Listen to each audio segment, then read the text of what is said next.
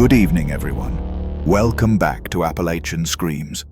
Tonight, we head deep into the Appalachian Mountains, where autumn brings more than cold wind and falling leaves. These are 10 true, terrifying stories from the heart of October. Stories of shadows that move when they shouldn't, of roads that vanish in the fog, and of things the locals refuse to name after dark. So grab a blanket, turn the lights low, and make sure your doors are locked, because tonight's stories aren't just told, they're remembered. If you enjoy these late-night horrors, be sure to subscribe, leave a like, and tell me where you're watching from. Now, let's begin. This is 10 true terrifying fall stories from Appalachia. They tell you to trust the route numbers more than your gut up here, but the mountains don't care about numbers. Every bend hides a new sound. Every hollow keeps its own weather. I've been driving these delivery routes long enough to know which dogs bite, which mailboxes lean, and which houses still have someone waiting for a package. I thought I'd seen it all, until a single red leaf started following me down Birch Hollow Road. The first time it hit the windshield, I didn't think much of it. A gust had come rolling off the ridge, scattering the last bits of maple fire across the switchbacks. The leaf was sharp red, edges curled, one tip torn. It slapped dead center on the glass and stuck there longer than it should have, like it wanted me to notice. I hit the wipers. It peeled off and was gone before I turned the next bend. The second time was 10 miles later, near an old bridge that locals say used to hum when the coal trains still ran beneath it. I just dropped a package on a porch soaked in wood smoke when I caught something flicker at the corner of my eye. The same damn leaf drifted out of the dark, twirling slow, then smacked against the windshield again. Same place, same torn point. The wind had died by then. The air was still as stone. The third time came after sunset, when the hills turn from gold to iron, and everything feels like it's watching you.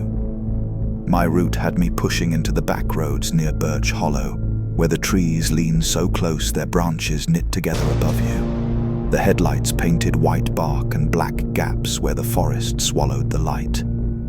I'd never liked that stretch. Even the GPS glitched there, freezing like it wanted to hold its breath. There was one more stop on the manifest, 277B Birch Hollow Road. The number didn't ring a bell. I deliver out here every week. I know every box and trailer by heart. But that one, it didn't exist last Friday. I double-checked the address. The ink bled faintly through the label, still damp like it had been printed minutes ago. The road narrowed until it was more path than gravel. I slowed to a crawl, high beams washing over birch trunks and tangles of brown weeds. The forest got too quiet. Even the hum of the engine felt swallowed. Then the truck jolted as if the ground underneath had changed. Hard asphalt one moment, soft dirt the next. Up ahead stood a mailbox. Only it wasn't metal. Someone had carved a rectangular slot straight into a birch trunk, the edges darkened like they'd been burned smooth. No number, no name, just a single word carved in shaky block letters. Birch Hollow. The word had been scratched out once, then carved again beneath, deeper, like the first attempt wasn't enough. I should have turned around. But habit does strange things when you're on a schedule. I scanned the package, climbed out, and walked to the tree. The birch skin was cool and flaking under my fingertips. The smell was sharp, sap and something sour underneath, like old cider. I slid the parcel toward the slot. The bark moved. Not fast, not obvious, just a subtle give, like muscle flexing under skin. The box slid inward without gravity's help. I didn't let go, but it kept moving anyway, tugging itself from my hands inch by inch until it vanished into the tree. I stumbled back. breath clouding thick in the cold air. The engine idled behind me, headlights throwing a yellow sheen across the trunks. Something rustled. No wind, just a slow shifting inside the wood. And then, behind the glass of my truck's windshield, that same red leaf slapped down again. It couldn't have traveled that distance. Not without help. The torn edge was still wet. I didn't drop the box. The tree took it, and when the bark closed around my fingers, I felt another hand squeeze back from inside. I should have driven straight out of that hollow, but the road behind me had vanished. Birch trunks pressed close like fence posts, too uniform to be natural. The headlights caught pale bark that reflected the beams flat and dead. I eased the truck into reverse, tires crunching soft dirt that hadn't been there this morning. The backup alarm screamed once and cut off mid-beep. The radio spat static. I called dispatch anyway. "Truck 24, I've got a delivery anomaly at Birch Hollow Road. You copy?" Silence. Then something breathing through the speaker. Slow, steady, wet. I slammed the volume down. The handheld scanner still read, "Out for delivery," even though I'd marked it complete. When I tried again, the device chirped, blinked twice, and powered off. The clock on the dash was frozen at 7:11. My phone screen refused to light up. That's when I saw the leaf again, stuck on the hood, its torn edge glistening like a cut. I brushed it off with my gloves before thinking. The glove came away sticky, sap dark, faintly metallic. I turned off the truck lights to see how black it really was. Instantly, the world folded shut. The only brightness came from the birch trunks, glowing faintly like paper held over a candle. They went on forever. I opened the door and listened. No crickets, no creak, just the occasional tick of cooling metal and, far off, the sound of something dragging across dry leaves. I told myself I was imagining it, that fear could shape sound. But it kept going, steady, coming closer, like someone pulling a sack through undergrowth. I swung my flashlight toward the noise. Nothing. Only the white trees. But when the beam moved, shadows didn't follow right. They lagged behind, then caught up like film stuttering. I got back in the cab and jammed the truck into drive. The tires sank an inch, like the dirt had gone soft. The engine revved but didn't lurch forward. It just whined, wheels spinning. Birch bark shuddered in the lights. That dragging sound stopped. Then a voice, thin, papery, whispered my name from the woods, my real name, not printed on any label. I froze. I hadn't told anyone where I was tonight. The voice came again, closer. It sounded like it was repeating something, maybe reading it. My name, my route, my next delivery, each one slower than the last. I grabbed the flashlight and jumped down, heart hammering. The beam trembled across the trunks until it caught something nailed to a tree. One of our delivery slips, half melted into the bark. The paper fibers had fused with the wood grain, letters stretched like veins. The barcode was still visible, and the name printed under it was mine. The forest shifted.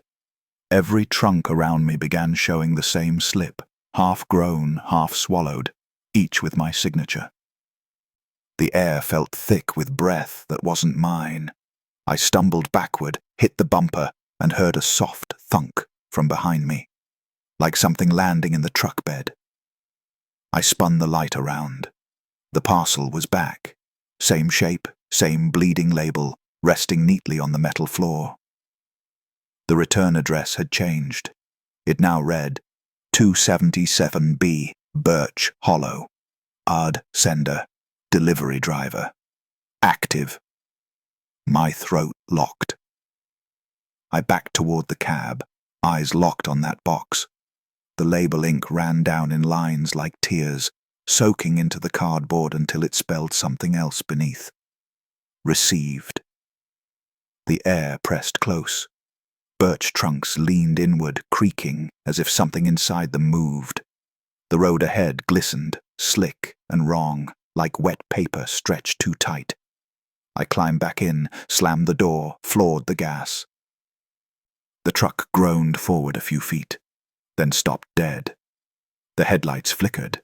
In their pulse, I saw shapes behind the trees. They weren't people exactly. Long, jointed wrong. Their skin the color of peeled bark. Each held a red leaf between two fingers like an offering. Then the engine died. Lights cut, and the forest exhaled. When the darkness swallowed the truck, the windshield fogged from the outside first, and someone drew my delivery number in the mist. I woke to silence and a smell like wet iron. The cab windows were opaque with condensation, and the keys were still in the ignition, turned halfway. I didn't remember falling asleep, only that the air had grown too heavy to breathe and everything went black. My breath fogged the glass from the inside, and outside, a pale film of frost shaped veins across the windshield, tracing patterns like roots, only they weren't random, they were words. Return complete. My gut twisted. The truck battery was dead. The lights wouldn't turn over. My phone, dead. The handheld scanner, dark. Every device blinked 7-Eleven for a split second before fading out. I stepped out into a dawn that wasn't a dawn, grey light with no source, shadows where the sun should be. The birch trunks shimmered faintly, like breath under skin. Somewhere, water dripped in a steady rhythm, though I couldn't see where it came from. The parcel was gone. In its place on the truck bed sat the red leaf, pinned to the metal by a length of birch twig, jammed straight through its center. It hadn't withered. It looked fresh, wet, still bleeding a thin syrup that smelled faintly of rot and sugar. My name was carved into the twig in careful, neat letters. I backed away until my heel hit something soft. The dirt under my boots wasn't soil anymore. It was layered birch skin, pale and curled, sheets of it rising with every step. The forest floor shifted like something breathing beneath it. The air filled with that whisper again, repeating my name, quieter now, stretched across a dozen mouths. I shouted into the trees, "I delivered your damn package! What do you want?" The whisper stopped. Then came a faint creak, wood under tension, and one of the birches split open at the center, peeling apart like a door. Inside, darkness deeper than any hollow. The smell pouring out was sweet and chemical, like overripe apples drowned in gasoline. I should have run, but my body moved toward it, like the air itself was pulling me. Inside the trunk I saw the parcel, half dissolved, paper fusing into the wood. Something pulsed beneath it. Every heartbeat made the bark flex outward. My reflection warped across the slick surface, face pale, eyes hollow, mouth opening and closing in silence. The thing inside beat faster when I stared. I realized what it wanted, what it was. The hollow wasn't a place, it was a process. The deliveries never ended. They grew.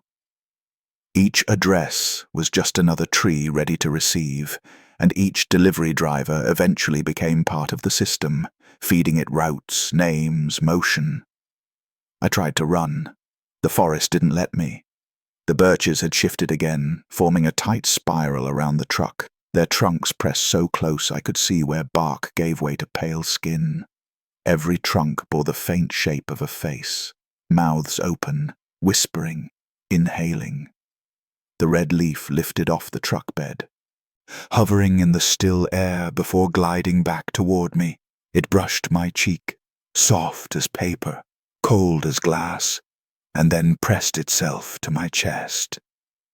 For a second I felt its veins pulsing like a second heart.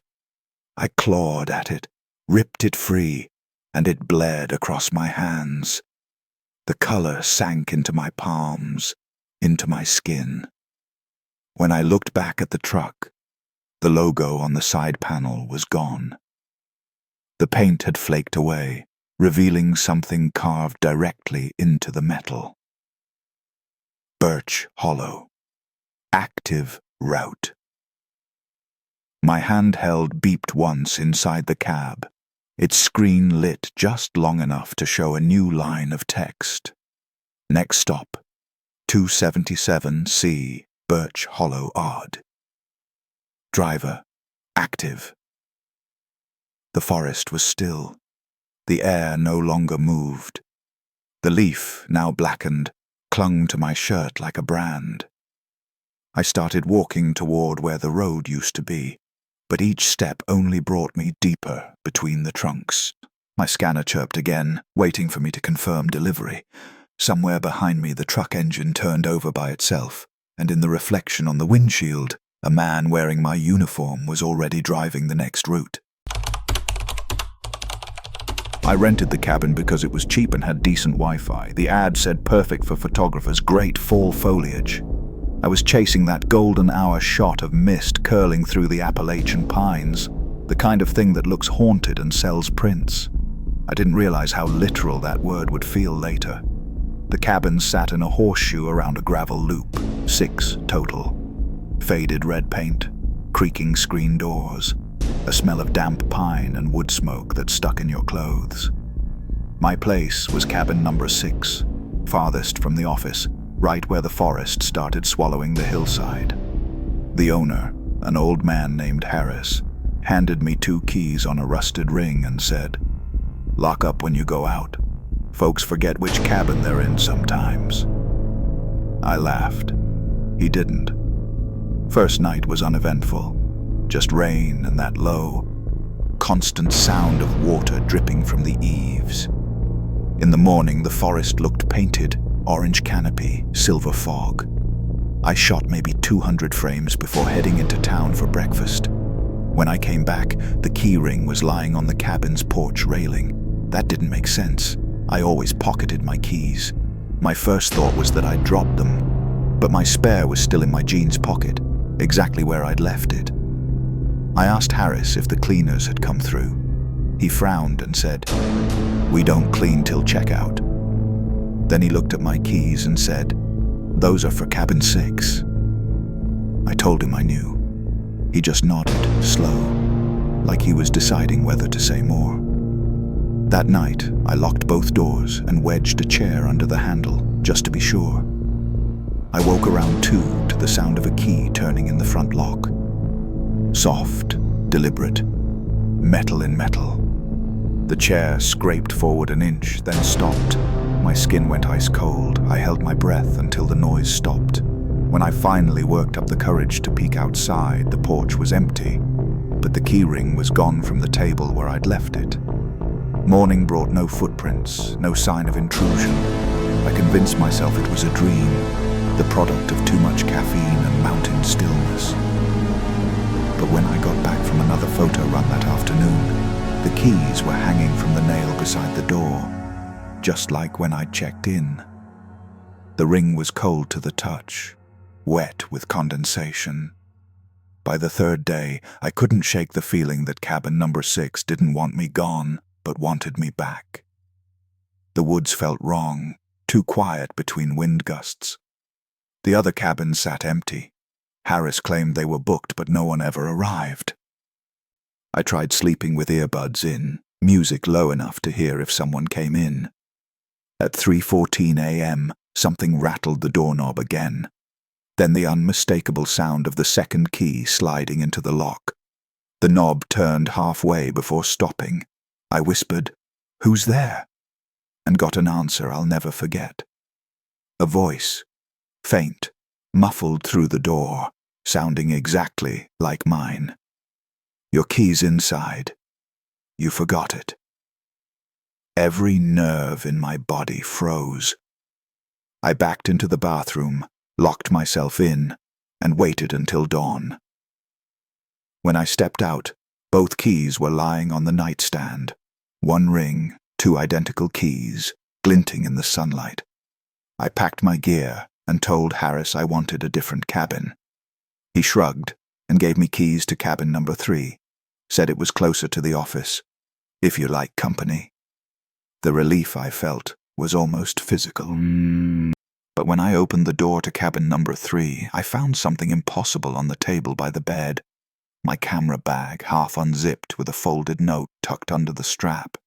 It read, "Welcome back to cabin number 6.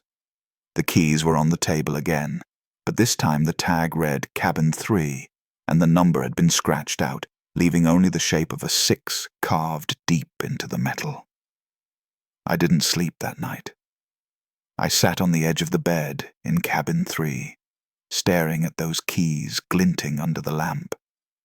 The number 6 wasn't just scratched in, it was engraved, like someone had used the point of a knife.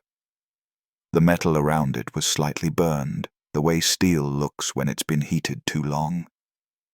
I thought about knocking on Harris's door, but I couldn't make myself move. It was 2:47 a.m., and the woods outside were whispering with wind that didn't touch the trees. When dawn came, I walked to the office, keys in hand. Harris was already there, standing behind the counter with a cup of coffee, watching the parking lot. He looked at the keys, then at me, and said nothing for a long time. Finally, he muttered, "Guess she picked you." I asked what that meant. He only shrugged. "Cabin 6 likes her regulars. Don't fret about it too much." I pressed harder, but he just handed me another set of keys, these with no number tag, and said, "Use these if you need to leave at night. They fit most of the cabins." Then he turned away. I took a drive to clear my head. The forest roads all looked the same, orange and brown and endless.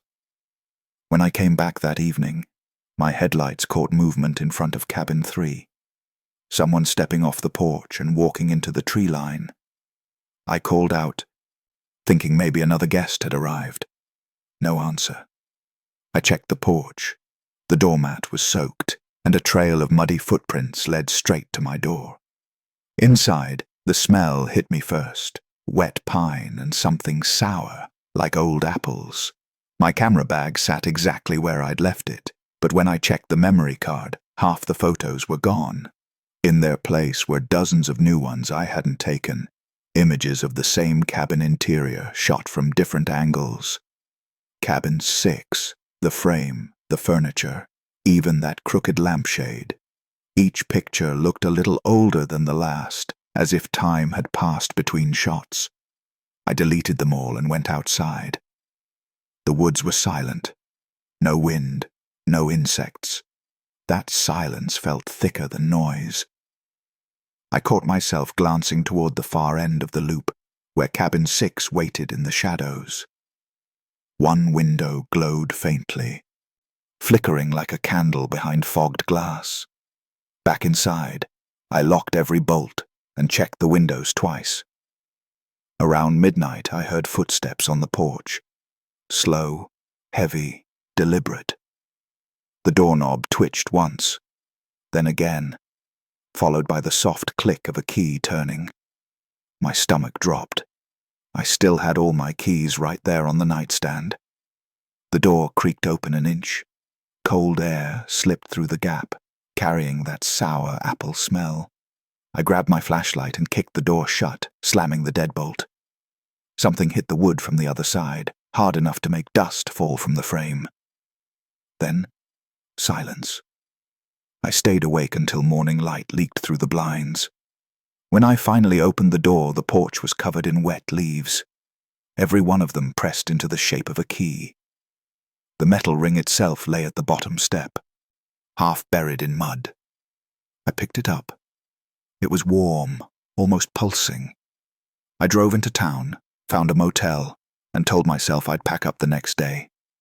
But when I checked my phone that night, a notification blinked at the top of the screen. Photo backup complete. I opened the folder.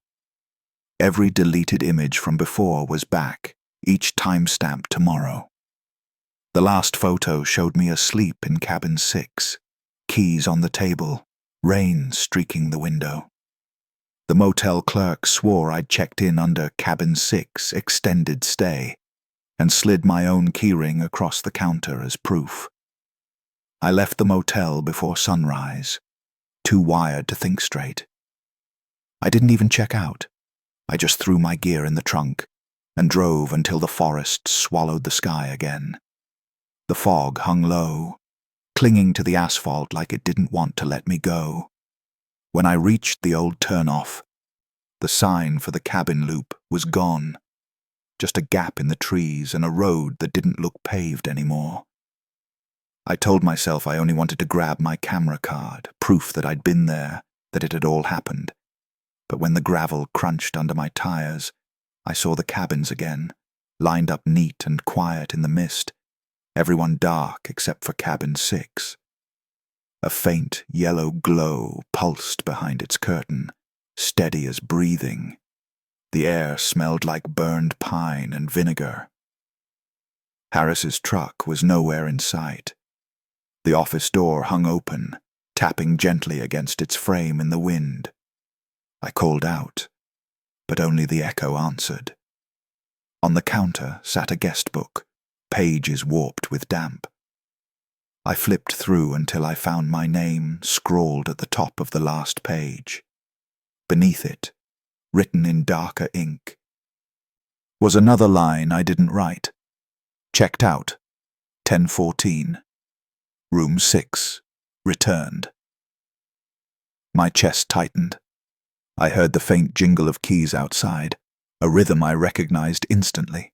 The sound wasn't random. It was coming from the loop road, like someone walking slow laps around the cabins. I stepped onto the porch, and the fog parted in ribbons. Keys glittered along the ground, hundreds of them, some rusted, some shiny, scattered in a perfect circle around cabin 6. The air buzzed faintly, like the world was waiting for me to pick one up. When I reached the door, it was already unlocked. Inside, the room was different, cleaner. The air smelled freshly varnished, like the place had just been built. No dust, no mildew. The bed was made with crisp sheets, and my camera bag sat on the desk, just where I'd left it a week ago. My heart was pounding so hard I could hear it echo. I checked the camera's gallery. Empty. Every photo. Gone. Then the screen flickered and a new folder appeared. Cabin 6 guests. Inside were dozens of portraits, all identical angle. Someone standing in the doorway, holding keys, face just out of frame. The last file bore today's date. I opened it. It was me. But not quite. The photo showed me from behind, framed by the doorway, shoulders slumped, keys dangling from my right hand. The cabin beyond me looked older, wood rotted, wallpaper peeling. I turned slowly toward the real doorway. The same figure stood there, backlit by grey light, motionless. Me, down to the jacket, camera strap, everything. I dropped the camera. The sound echoed too long, like it fell down a shaft. The other me tilted its head, then stepped forward. Its face wasn't a face, just wood grains stretching where skin should be, eyes pressed closed beneath thin bark. Its hand rose, holding out the keys. "You left these," it said in my voice, but muffled, like spoken through damp paper. I backed away, tripping over the bed frame. My phone buzzed in my pocket. Photo backup complete. I didn't dare look. When I hit the wall, the copy stepped closer until we were almost touching. It pressed the keys into my hand. The cold metal burned my palm. Then it whispered, softer, "I'll keep the room ready." The next thing I remember is daylight on the windshield. I was parked on the shoulder of Route 39, engine still running, no memory of the drive. The passenger seat held my camera and a ring of keys labeled Cabin 6. When I opened the photos again, there was only one left, a clean shot of the cabins, 5 visible. Cabin 6 was missing. I tried to show that photo to the ranger later, but she just smiled, pointed behind me and said, "Sir, there's no Cabin 6 here. There never was." They told me the old hillside chapel was condemned 20 years ago, back when the mine shut down and the last preacher left town. The county sealed the doors, and the bell tower went silent. I pass it every morning on the way to the elementary school, a skeleton of grey boards and ivy, its spire leaning like it's listening. October always paints it pretty, with red vines crawling up the crossbeam and mist settling in the graveyard behind it, pretty enough to forget it's dead. This year, the first bell rang on the 2nd of October, 6 o'clock sharp, one slow toll that rolled across the valley and made my classroom windows tremble. At first I thought it was construction, but there's no crew up there, no power, no road that isn't washed out. The kids heard it too. Some smiled, like it meant something. Others froze. One boy, Dale, started crying so hard I had to send him to the nurse. When I asked why, he said, "It only rings when somebody comes back." I laughed because what else do you do? But the words stuck with me all day. After class, I asked the janitor, Eddie, if he'd heard it.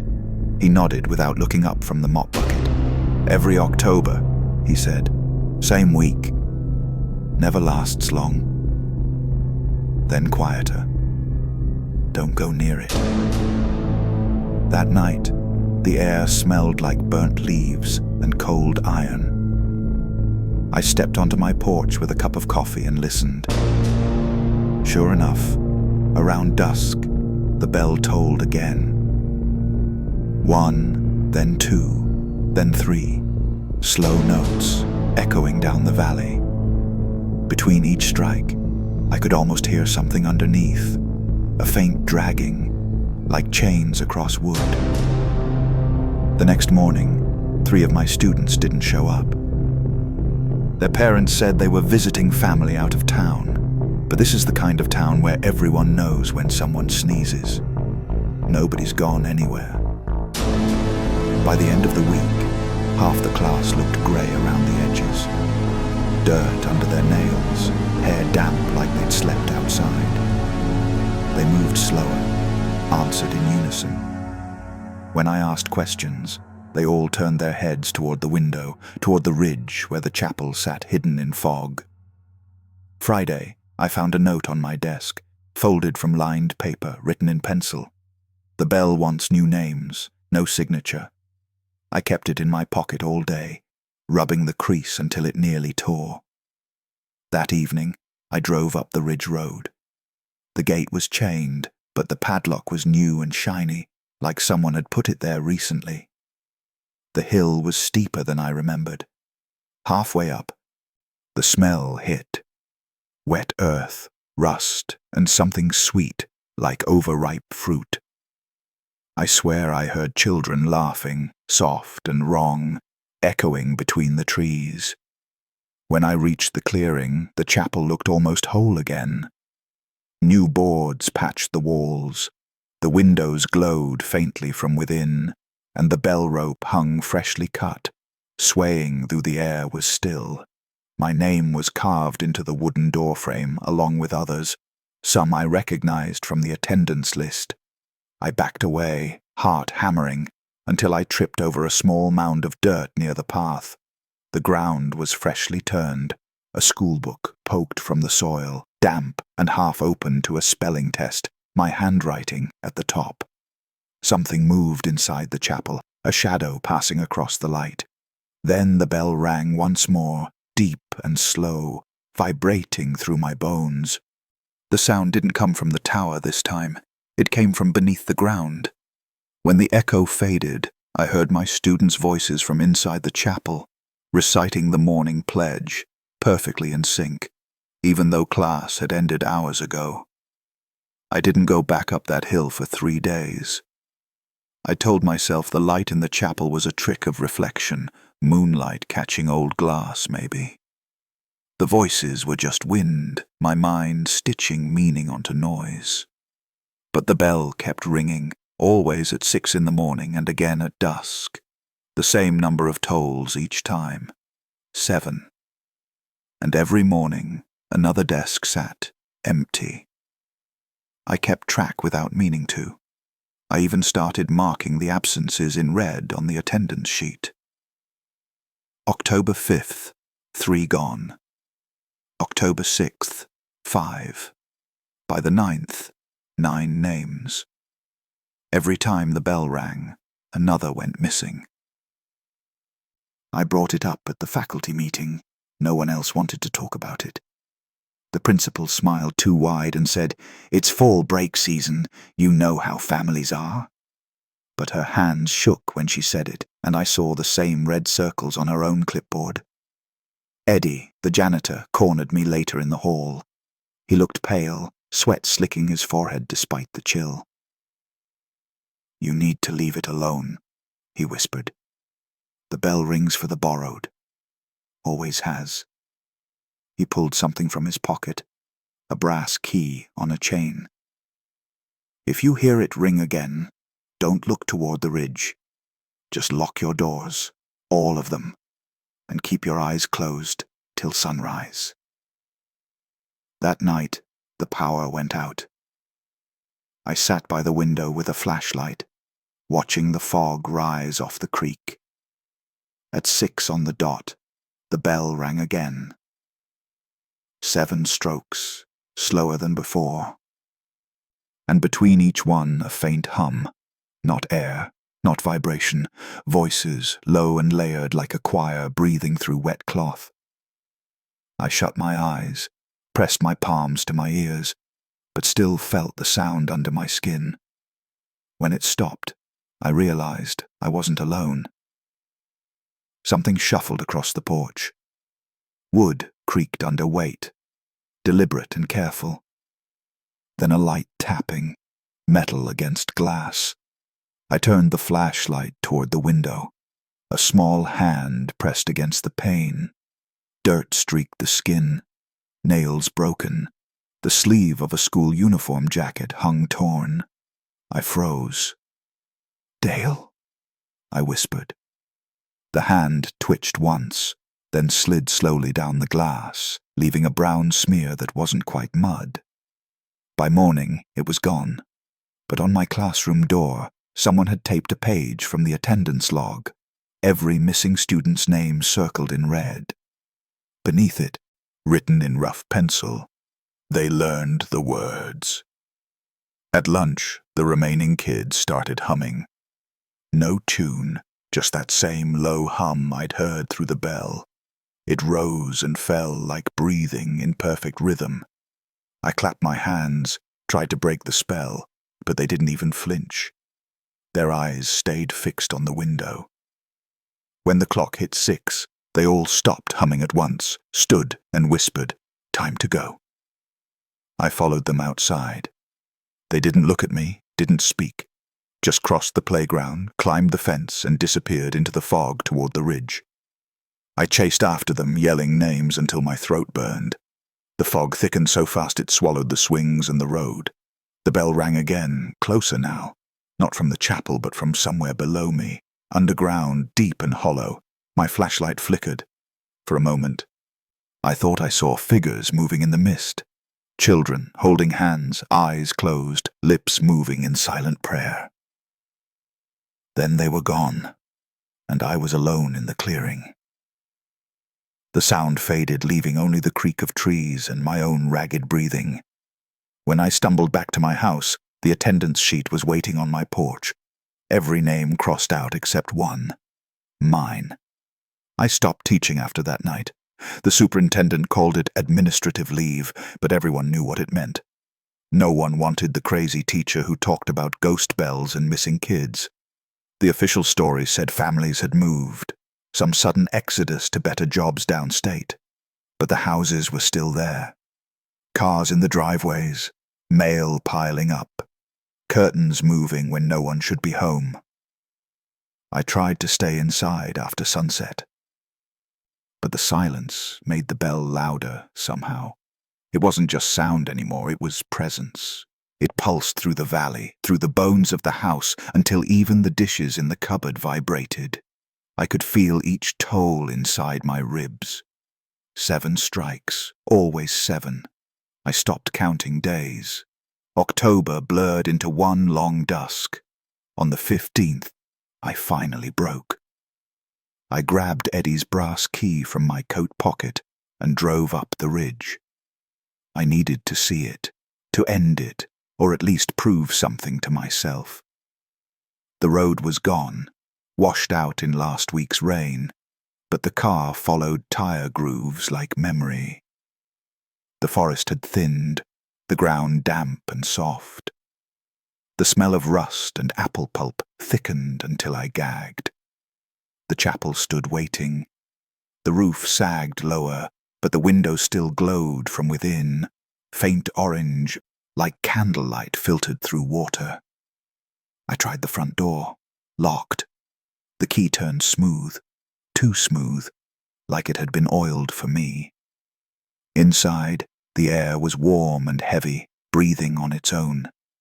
Dust motes drifted in slow spirals, though there was no draft.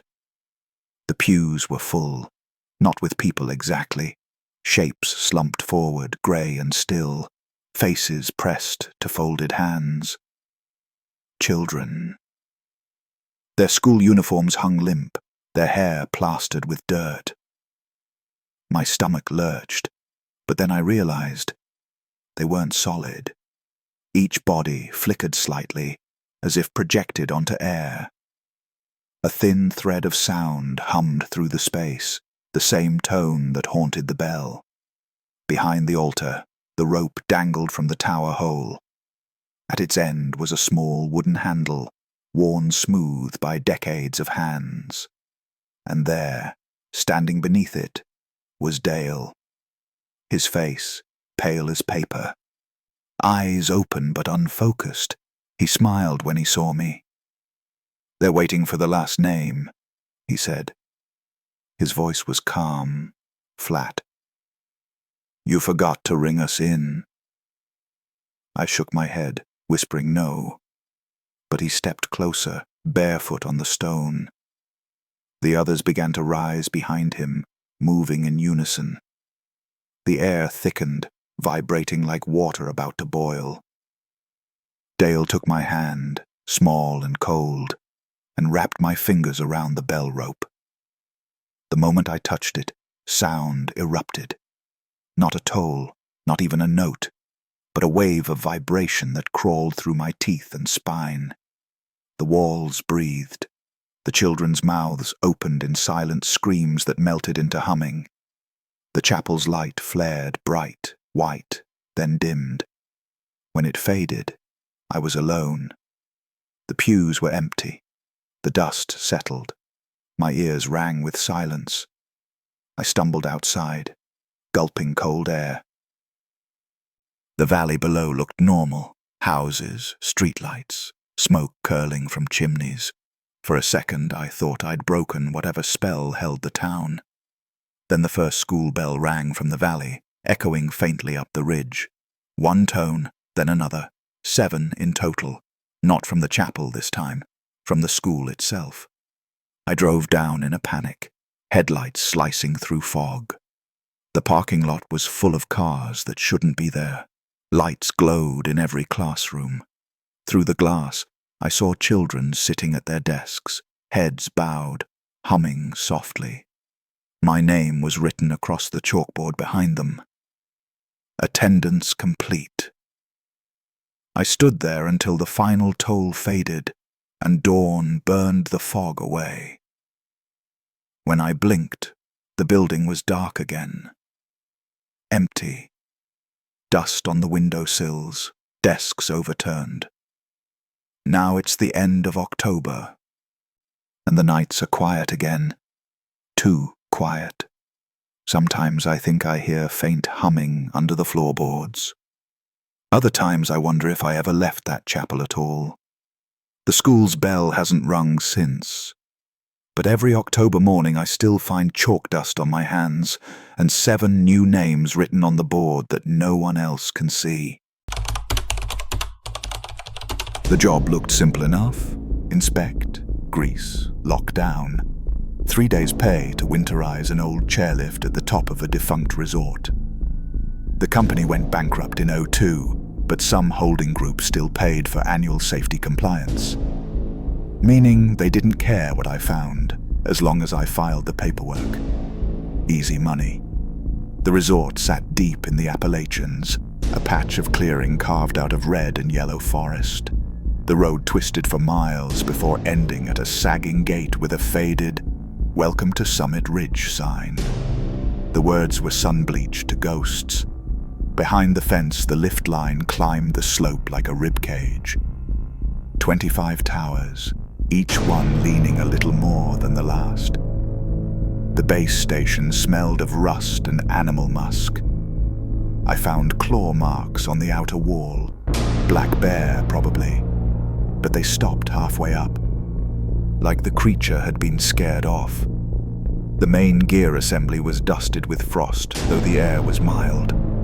I brushed it away and found the metal slick with condensation that steamed faintly in the shade. Inside the control booth, the lights flickered weakly when I started the generator. The main console was familiar, old Westinghouse design, analog gauges, red and green bulbs. The odometer on the counter read 23,074 passengers. I blinked. That number shouldn't move. The lift had been shut down for over 20 years, but the counter ticked once while I stared at it. 23,075. I laughed it off. Faulty sensor, stuck contact, something simple. I ran diagnostics, inspected cables, tightened bolts. The wind was dead still, but every few minutes the chairline creaked like something was shifting weight. At noon, I climbed Tower 5 to check the sheaves. The forest below was quiet, no birds, just the whisper of brittle leaves. I spotted something halfway up the slope. A figure in a parka standing near one of the upper chairs. Too far to see details. Could have been another contractor, but I hadn't seen another vehicle for miles. I waved. The figure didn't move. When I climbed down and looked again, it was gone. By dusk, I finished the checklist and headed back to the base to lock up. The odometer now read 23,083. 8 more passengers, somehow. The lift cable hummed faintly. I checked the power switch. Still off. My pulse picked up. I told myself it was heat expansion, residual tension, all the textbook excuses. Then I heard it. The rattle of chair number 12 sliding through the return bay. Slow, metallic, rhythmic. The chairs shouldn't move with no drive motor engaged. I grabbed my flashlight and walked toward the line. Each chair hung perfectly still, until number 12 came through, swaying gently. Its seat was wet, dark with meltwater that dripped onto the concrete. No snow anywhere on the slope. The smell hit next, cold iron and old wool. A chill climbed my neck despite the still air. The water on the floor ran toward the drain, tracing shapes that looked too much like footprints. I backed away, shutting down the generator. The hum faded, but the cable still vibrated faintly overhead, the steel singing a single thin note. On instinct, I glanced at the counter one last time before leaving. 23,084. One more since I got there. I laughed, but it sounded wrong in my mouth. I locked the control booth and started down the path to my truck. behind me. The faint creak of another chair echoed up the slope. When I looked back, every chair on the line was moving, slowly, silently, carrying something heavy that didn't make a sound. The next morning, I almost convinced myself it had all been mechanical noise and fatigue. The cold does strange things to the senses, and I'd been working 12-hour shifts. Still, when I reached the base again, the generator was already running. That shouldn't have been possible. I'd shut it off, padlocked the panel, and pocketed the key. The odometer read 23,106, 22 more since I'd left. The numbers ticked upward every few seconds like a pulse. The motor shroud trembled faintly, and frost traced along the floor in branching veins. I checked the circuit. Dead. The power lines were disconnected entirely. The console was running on nothing. I started at the lower chairs, inspecting the line. The cable vibrated under my glove. Up close, it hummed low enough to feel in my teeth. The seats were dusted with rime. Meltwater dripped from a few, still warm, steaming slightly. It smelled faintly of ozone and old sweat. Halfway up the slope, I found the first footprint, human, bare, pressed deep into the frost. The toes pointed downhill, away from the chairs. The stride was short, careful, deliberate. I followed the prints as they looped between towers until they vanished in a patch of flattened snow beneath a hanging chair. The seat was soaked dark. I radioed dispatch again. Static answered. No hiss, no crackle, just a high whine that made me flinch. Then, faintly under it, a voice. Female. Stay on the line. Not a phrase we use. The sound repeated once more. Softer. Like it was moving away from the speaker. I dropped the radio. Climbing to the midstation took an hour, but it felt longer. Each tower groaned as I passed, bolts flexing with a sound like bones popping. The fog thickened into sleet, and the forest closed in, trunks packed tight. From somewhere up the hill came the squeal of pulleys turning, slow and lazy. The midstation door was open. Inside, everything was dustless, freshly oiled, tools neatly arranged. Someone had been working here recently. A thermos sat on the bench, still warm to the touch. Beside it, a handwritten logbook with the same company logo I'd signed under back at HQ, except this one had dates stretching decades beyond the resort's closure. Maintenance log, passenger transfers, Oct. 21, 1992, present. Below that, pages of neat entries. Cold arrival, manifest, 2. Accepted. Snowlight, manifest, 3. Pending. Manifest, 1. Technician. I froze on that line. The handwriting matched mine. The intercom above the panel crackled. For a moment I thought I heard wind, but then a single word came through, stretched by static. Boarding. The lift cable jerked once. Chairs began sliding along the line, steady, smooth. The counter spun faster now. 23,128. 23,129. I backed away, tripping over the threshold. Through the window the slope shimmered under a dim white glow. Shapes hung from the chairs, their outlines too narrow to be gear bags. Some swayed as if restless. I ran. Downhill, legs burning, lungs full of cold metal air. The chairs moved above me, pacing my steps, always parallel. At Tower 5, one of them stopped, its pulley locked with a shudder, cable twisting tight until it squealed. I ducked, expecting it to snap, but instead the chair began to lower. The cable bent under weight it shouldn't bear. Something heavy sat inside, covered in a soaked parka, hood pulled tight, head bowed. Water streamed from it, dark and steady. I took one step closer. The Parker moved. A gloved hand lifted, palm up, offering me a small brass tag, the same kind used for lift tickets. It was stamped with the number 23, 130, and the word technician. When I touched the tag, the counter inside the base station jumped once more. 23,131.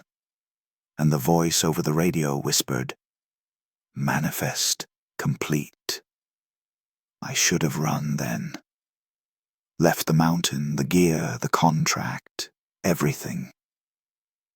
But I'm not built for mysteries. I'm built for fixes. When machines fail, there's a cause. So I climbed back to the base station with the brass tag in my hand. Ready to tear open every panel until I found the wire or motor that explained it. The counter now read 23,144. 13 more since I'd fled. The number flickered like it was breathing. The air inside the booth was freezing even though the heater glowed orange. Condensation ran down the glass, but from the inside. The odometer clicked twice while I watched, steady as a metronome. I crouched to trace the power lines again, and found something I hadn't seen before. The conduit didn't run into the ground. It ran upward, into the ceiling, through a jagged hole in the roof where the main cable disappeared toward the ridge.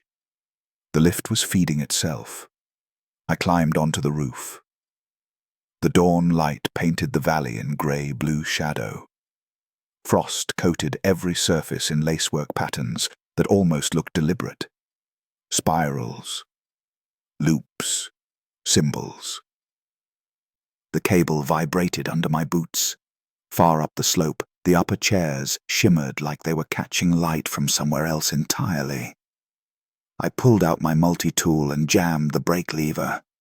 The mechanism screamed but held. The cable stopped moving.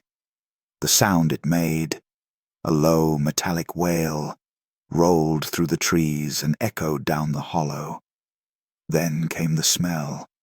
Ozone, burnt oil, and something faintly human, like hair singed on a stovetop.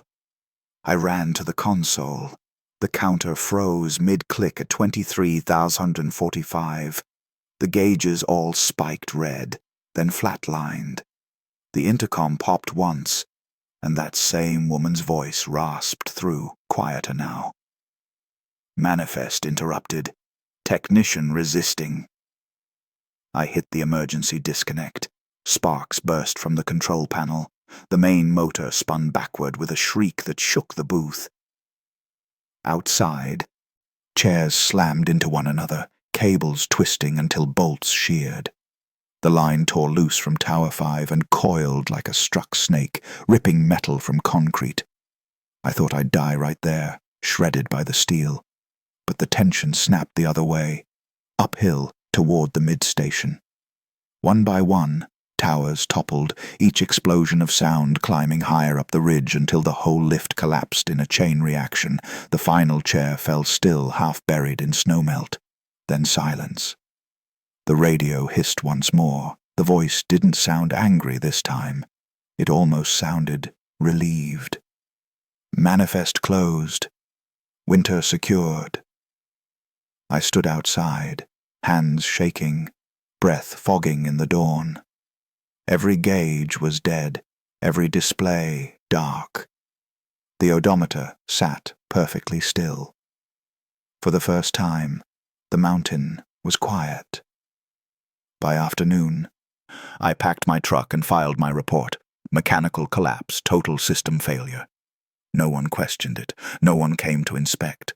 The holding company signed off without comment, like they'd been expecting the result. A week later, I received a check double the contracted amount. No sender's name. The memo line read, "Maintenance completed. Technician retained." I haven't gone back since. But every October, without fail, I get an automated email from a defunct company server. Winterization required. Summit Ridge lift. Technician assigned. Attached is a passenger log that always ends on the same number, 23,145. My number. Sometimes, late at night, I hear a faint whirring in the walls, like pulleys turning under tension.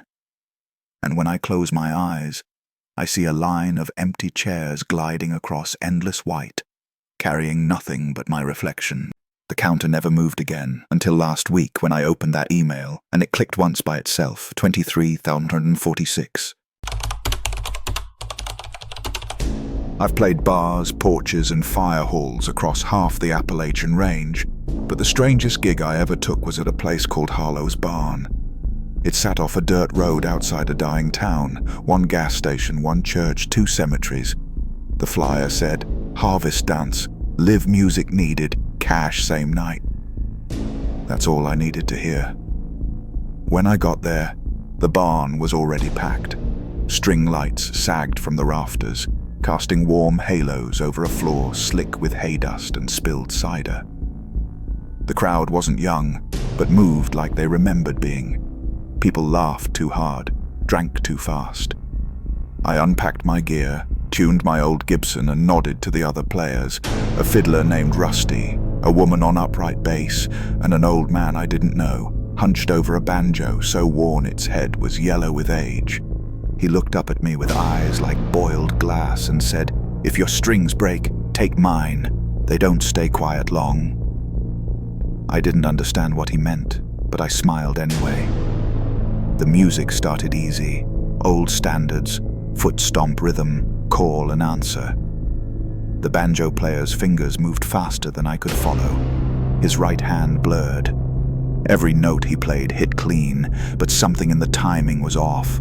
Half a beat too soon, like he knew where the melody wanted to go before I did. When the first set ended, he offered me his banjo while I tuned.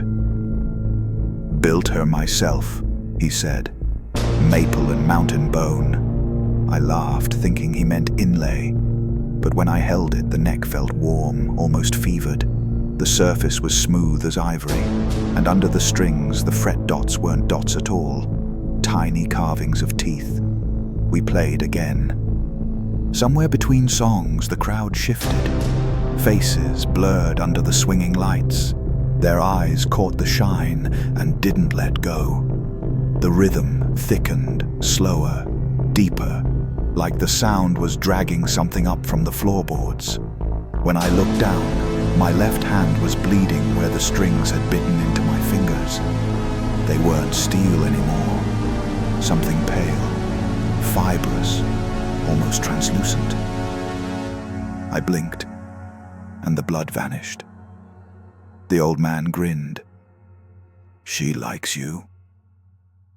After midnight, the crowd grew quieter.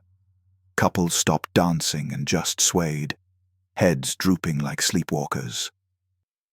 The old man leaned close and said, "Time for the Ridge song." I didn't know it, but my hands started playing anyway. The melody was slow and crooked, sliding through keys that shouldn't exist. The bass bowed low, the fiddle moaned, and the floor beneath us pulsed like a drum. Each note felt heavy in my chest, vibrating through my ribs. When we hit the last chord, every lantern in the barn blew out. Darkness swallowed the sound. The only light came from the cracks in the floor, where something glowed faintly red beneath the boards, like coals breathing in rhythm with the beat. The crowd didn't clap. They just stood there, eyes open, mouths moving without sound. The old man placed the banjo in my arms. "You keep her now," he whispered. "Every song's got to feed." I stumbled outside into cold air and moonlight. The fields were empty. No parked cars, no tire ruts, no sign anyone had ever been there. But from inside the barn came one final strum, low and soft, like a hand brushing the strings in goodbye. I looked down. The banjo was still in my hands. The next morning, I found my own guitar case still in my car, But the banjo I'd borrowed was gone, and in its place lay a set of fresh strings, coiled tight and slick with something that smelled like blood. I didn't touch those strings for 3 days. They sat in the back seat of my car, sealed in a paper envelope marked handmade. Every time I tried to throw them out, the coil seemed tighter, the color darker. On the 4th night, I caved. I told myself a string's a string. It doesn't matter what it's made of. I was staying at a roadside motel off Route 19, the kind with buzzing lights and carpet that smells like old cigarettes. Around midnight, I strung my guitar with those new strings, careful to avoid cutting my fingers. The texture was wrong, fibrous, soft in some places, tough in others. They stretched unevenly, groaning when I turned the tuning pegs. The moment I hit a chord, the air went heavy. The pitch wobbled like a tape reel catching speed, then settled into something deep and pulsing. I felt it through my hands, like a heartbeat under the frets. Outside, a dog barked once and fell silent. I played a few bars of an old folk tune, Shady Grove. The sound came out slower, mournful, wrong. Every time I plucked a string, I thought I heard another note beneath it, fainter, but in perfect harmony, as if someone was playing along inside the wood. When I stopped, the strings didn't. The guitar kept vibrating on its own, faint at first, then louder, until the sound filled the room. My reflection in the window wasn't mine anymore. Eyes hollow, mouth open, fingers still strumming though I'd already let go. I yanked the plug on the amp. The noise didn't stop. The next morning, my fingertips were blistered raw. The strings were slick and dark, damp even though the air was dry. I packed everything into the trunk and drove toward Harlow's barn, hoping to find the old man, to give the damn thing back. The road looked different in daylight. The sign for Harlow's was gone, the turnoff overgrown, but the field was still there, empty except for the shape of the barn burned into the grass. A rectangle of dead yellow amid living green. I parked, stepped out, and felt the air hum. The ground beneath my boots had a rhythm. Faint, steady, like music played too low to hear properly. Each step landed off beat, and it made my stomach twist. Then I heard it clearly, the faint roll of a banjo drifting from somewhere underground, a slow, dragging tune, the same crooked melody we'd played that night. I dropped to my knees and pressed my ear to the earth. The sound was clearer now, joined by faint percussion. Boot heels tapping, a fiddle's low moan, and the soft hum of a crowd singing wordlessly in time. My pulse matched it, without my consent. I shouted, hoping someone would answer, but only the music did, louder now, vibrating the soil.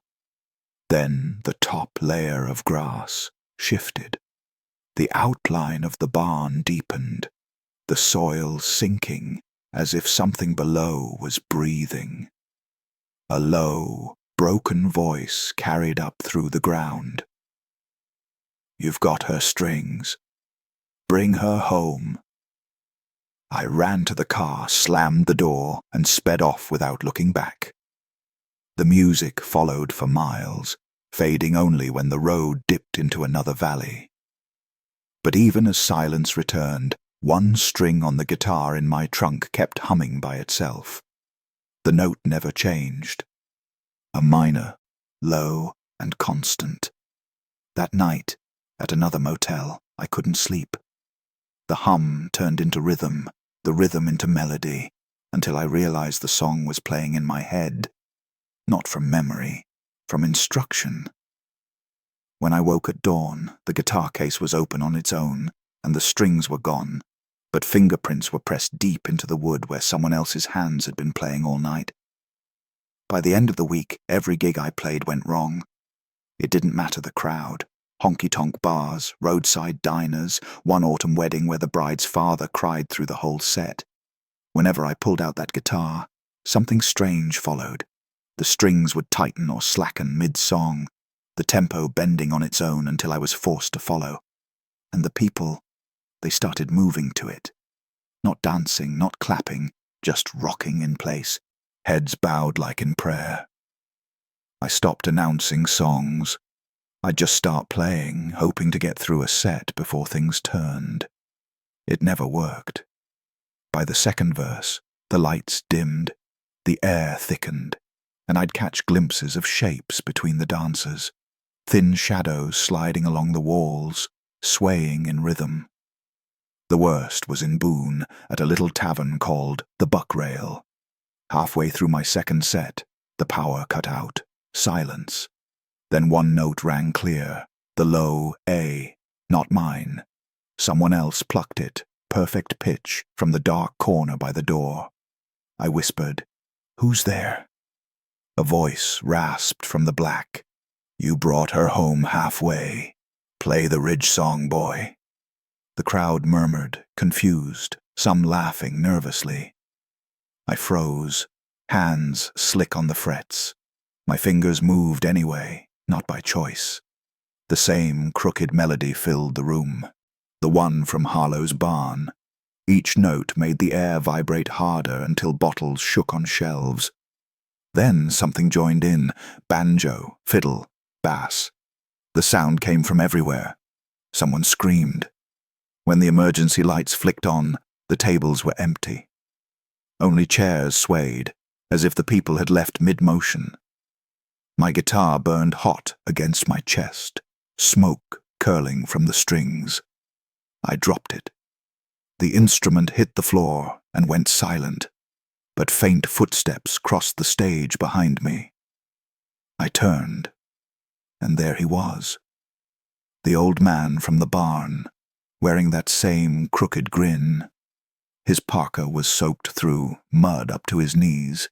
He held the banjo against his ribs like it was part of him. "You've been feeding her wrong," he said. "She don't eat applause. She eats remembrance." I backed away. "Take it back," I said. "It's yours."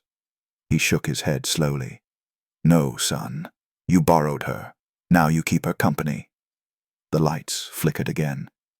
For one heartbeat, the stage wasn't a bar. It was the barn. Lanterns burning red under the rafters, 100 silhouettes stamping in rhythm. The air smelled of sap, cider, and something coppery underneath.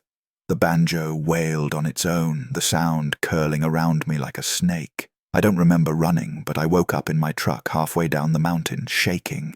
The guitar sat on the passenger seat, strings intact, humming faintly. I pulled over and hurled it into a ravine. The hum stopped mid-air. For a moment I thought that was it. Done. Finished. But when I got home 2 nights later, I found the case waiting on my porch. Mud on the latches. Inside, the guitar gleamed good as new, except the frets weren't metal anymore. They were ivory white, carved with tiny grooves like fingerprints. I haven't played since. Every so often, though, when the wind cuts through the trees just right, I hear that crooked tune. It doesn't echo. It follows, like it's waiting for me to answer back. Last week, I opened the case again. The guitar smelled like pine tar and rain.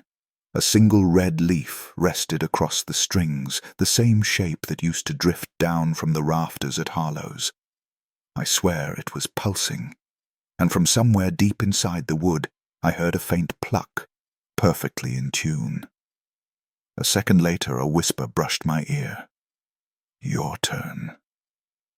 I left the guitar at a pawn shop yesterday, but when I passed the window tonight, someone inside was playing the Ridge Song, and the reflection in the glass wasn't theirs. It was mine. I grew up working weekends at Hembry's pumpkin patch, the biggest in 3 counties, or so old Mr. Hembry liked to brag.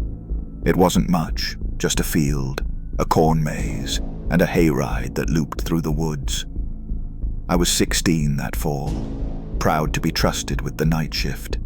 The last hayride before closing, when the air smelled like wood smoke and cider, and the tourists liked a little scare. The tractor was ancient, painted John Deere green so faded it looked grey under the moonlight.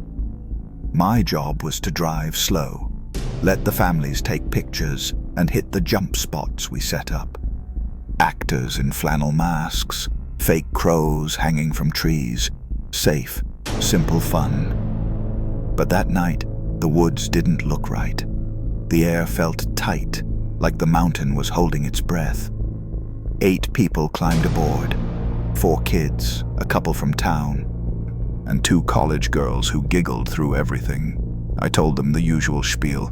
Keep your arms inside, don't stand up, don't feed the goats if you see any. They bite. That got a laugh. I started the tractor, and we rolled down the dirt path, tires crunching dry leaves. The first stretch went smooth.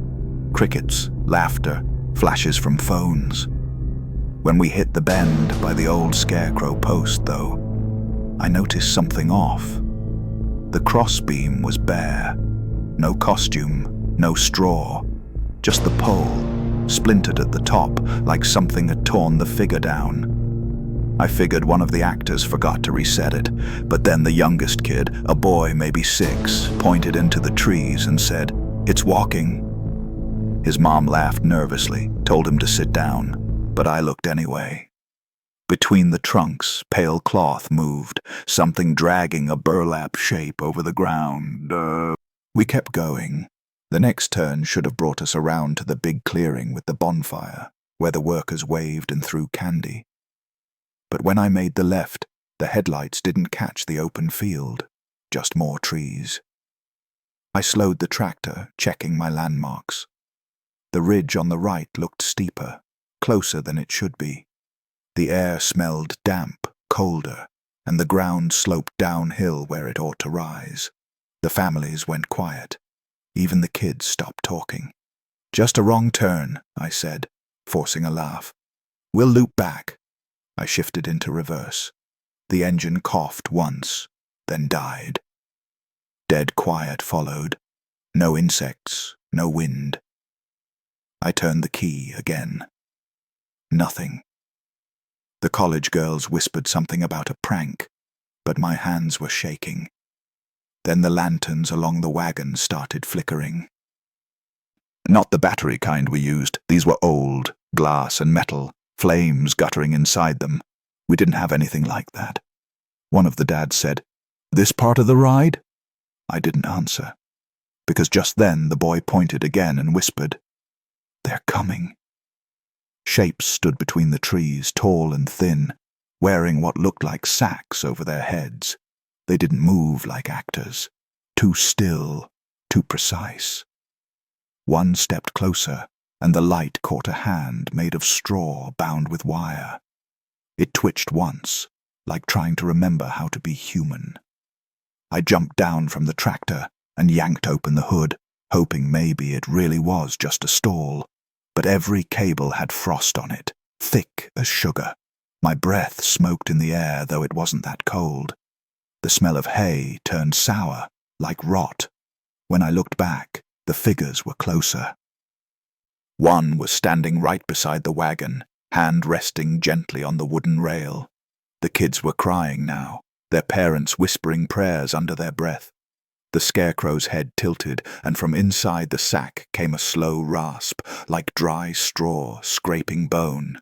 The tractor roared to life on its own, but the steering wheel jerked toward the woods, and every scarecrow turned its head to watch us drive deeper in.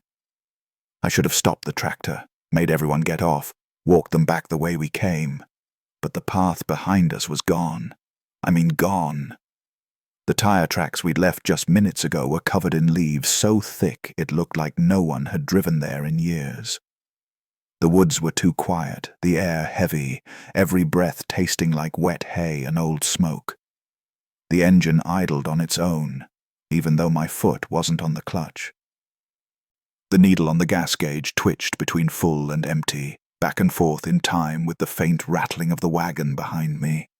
The lanterns on the posts glowed steady now, their light an amber so deep it looked almost red. One of the college girls stood up. "This is part of it, right?" she said. I wanted to agree, to lie, but I couldn't get the words out.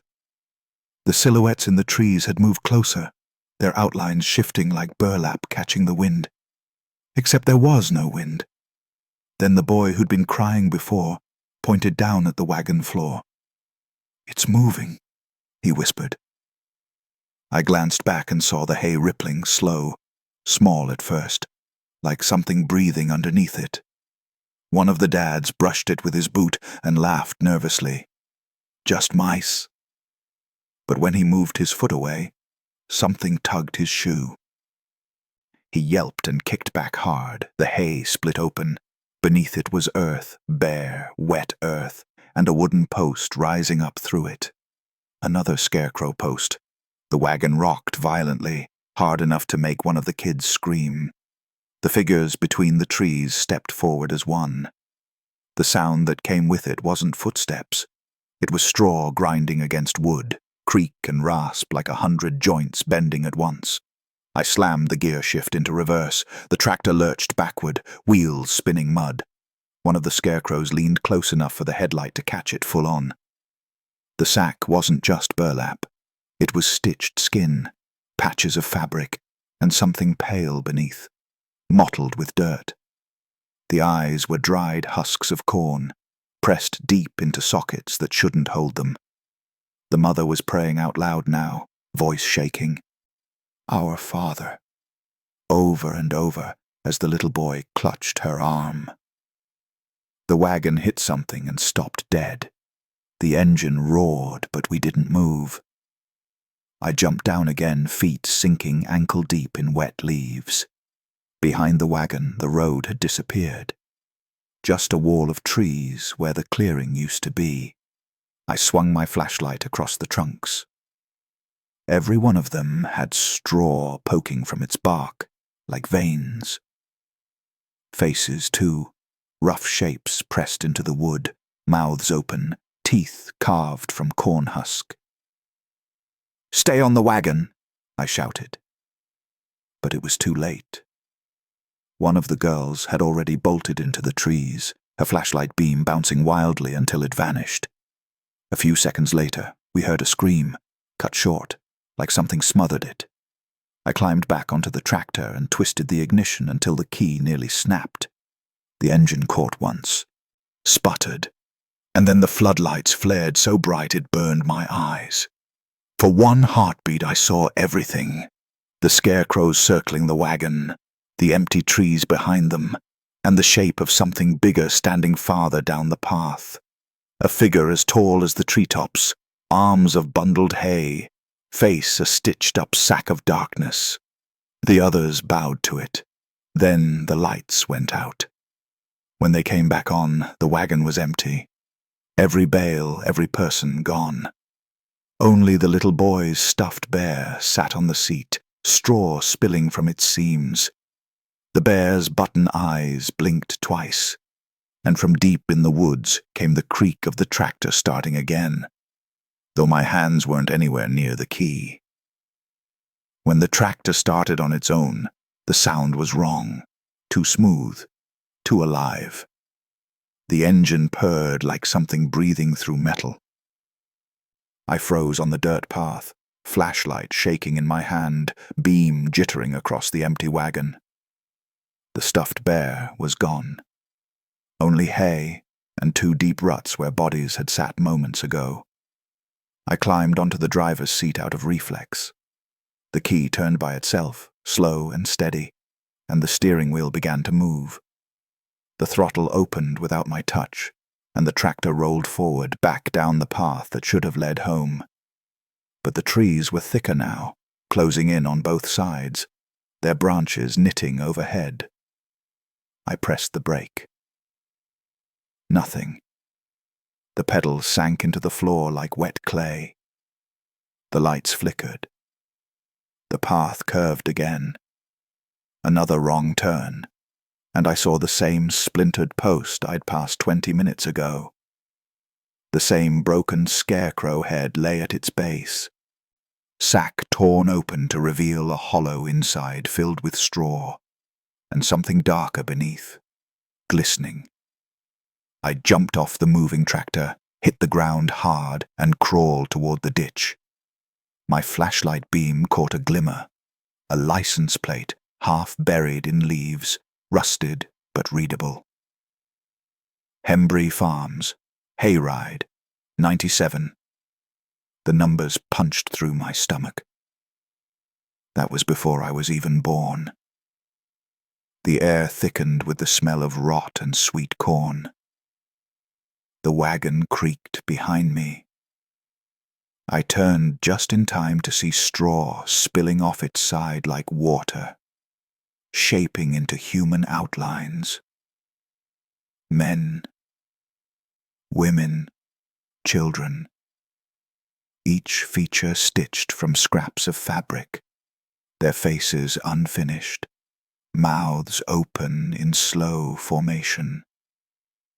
The closest one looked at me, head tilting with a soft crack. Its voice was the whisper of leaves dragged by wind. "Ride's not done." "Don't keep the guests waiting." Something in me snapped. I ran. Branches clawed at my jacket, leaves slapping my face, the flashlight beam swinging wild. I don't know how long I ran, minutes, hours, but the sound of the tractor never faded. Its engine kept a steady rhythm, following like a heartbeat through the trees. When I burst into a clearing, I almost cried. A row of pumpkins stretched out before me, orange under a silver moon. The farm. I was back. The bonfire still smouldered in the pit, and the wooden sign read, "Hembury's Harvest Hayride, last ride, 9 o'clock p.m. I'd made it. Except it wasn't my shift anymore. A different tractor sat in the lot, newer, with a fresh coat of paint. Families climbed aboard, laughing. Kids waved glow sticks. And on the driver's seat was me, or something wearing me. Same hat, same jacket, but its head moved too slow, neck creaking as it turned toward me. I tried to yell, but no sound came out. The thing smiled, my smile, and tipped its hat before turning back to the waiting crowd. The engine started clean and calm, and the wagon rolled toward the woods. I stumbled toward the ticket booth where old Hembury stood counting cash. "Stop them!" I gasped. "The trail. It's wrong. It doesn't come back." He looked up, eyes fogged and weary, and said, "Son, we ain't run that ride in years, not since the accident." I turned toward the field again, but the road was empty. No lights, no laughter, no sound. Just the faint smell of hay and diesel drifting through the fog. I still hear that engine every October, just after dark. Sometimes I dream I'm driving again, families laughing behind me, headlights cutting through trees that never end. And when I wake up, there's always hay on my floorboards, and the sound of a tractor idling just beyond the window. Last night a new flyer showed up on my porch. Hembury's Hayride returns for one night only. The driver's name listed at the bottom was mine. Most people think the mountains kill cell service. Truth is, they just don't want to hear what still uses it. I've been a field tech for 9 years, contracted to climb, test, and log maintenance on remote cell towers along the Blue Ridge. Usually it's peaceful work. Just me, a harness, and wind howling through metal ribs. Some guys hate the solitude. I live for it. The quiet, the height, the feeling that civilization's 100 miles below. This story happened last October, when the fog came early and stayed late. I'd been assigned 3 towers near Craven's Gap, all decommissioned but still drawing low power for telemetry. No one had logged data from them in over a decade. Routine check, nothing fancy.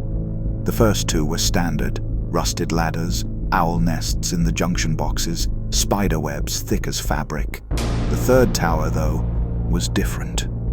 It wasn't on my GPS grid. My equipment flagged it as active, even though it didn't exist in the database. Its beacon light blinked faint red through the fog, steady as a heartbeat. I thought it was an old relay node still drawing power, so I hiked up the ridge. The path narrowed to shale and dead leaves slick with dew.